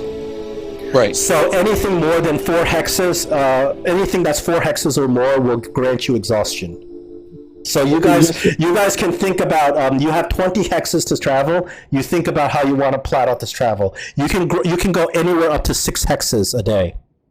If you grow 6 hexes, you're going to suffer 3 levels of exhaustion automatically. So we could go 4 without exhaustion because of the camels. I mean, we can actually No, you can go 3 without exhaustion because of the camels. But Right. y'all We'll think go anything? 3. We can go 3. Let's just do 2 days of 3. I mean, don't be crazy. We have time. So let's just be smart. We'll go 2 days of 3. You can discuss this before our next session. We'll plot that out. Remember, random encounters can show up. If you hit a hard random encounter and you have like 3 levels exhaustion, you're not. That won't work. Yeah. That'll be a deadly encounter. Plus, if you gather up enough exhaustion, you can die from it. Just to let you know. No. Yeah, we're not going to do that. We just Plus, we have to be just smart. as a reminder, my survival skills, the things that we roll, that can do away with some of the. This includes your survival skills. Now, your survival skills, if you roll really high and you guys find an oasis, that will eliminate all exhaustions. But you got to roll a nat 20. Okay, well, we got till next week, so. Yeah, you guys can plot out how you want to do this. And you got to remember, as the sandstorm picks up, your survival skills may not be as good as before. Meaning Well, they're going to be nice. subtraction. There are going to be negative marks to your survival. Well, I mean, your survival skill will still be the same, but they're going to be negative marks. We found a oasis on the way here, didn't we? Yeah, but they changed positions. No, you found the oasis, but it's just the same distance as the caravan. Oh.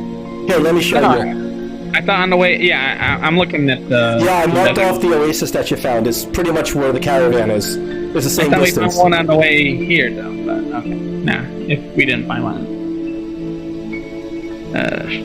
No, this is the other oasis that you found. Okay. Yeah. And it's not an oasis, it's a Mirage Arcane spell. It's just sand. A Mirage Arcane is a high-level illusion spell that when you experience it and you taste it and you touch it, it feels real. Like you can drink the water and it tastes like real water, but it's not going to refresh you. Just like the tea you drank. Right. And the Mirage Arcane spell was in the ethereal plane. That's why Gregory detected no magic when he still saw them phasing in and out. He did not run a second detect magic, which would have found it. Well, then we will discuss it for next week. We have a lot to work on. You guys are very smart in your using your detect magics and identifies and stuff. I gotta be one step ahead, you know. You don't have stuff to. for you. Oh yeah, this was a good one. So anyway, it was a great game, guys. I will see you next week. Yeah, Looking I forward to it. think next week should be good. Unless I post differently. I'm not sure. But I think it should be good. All right.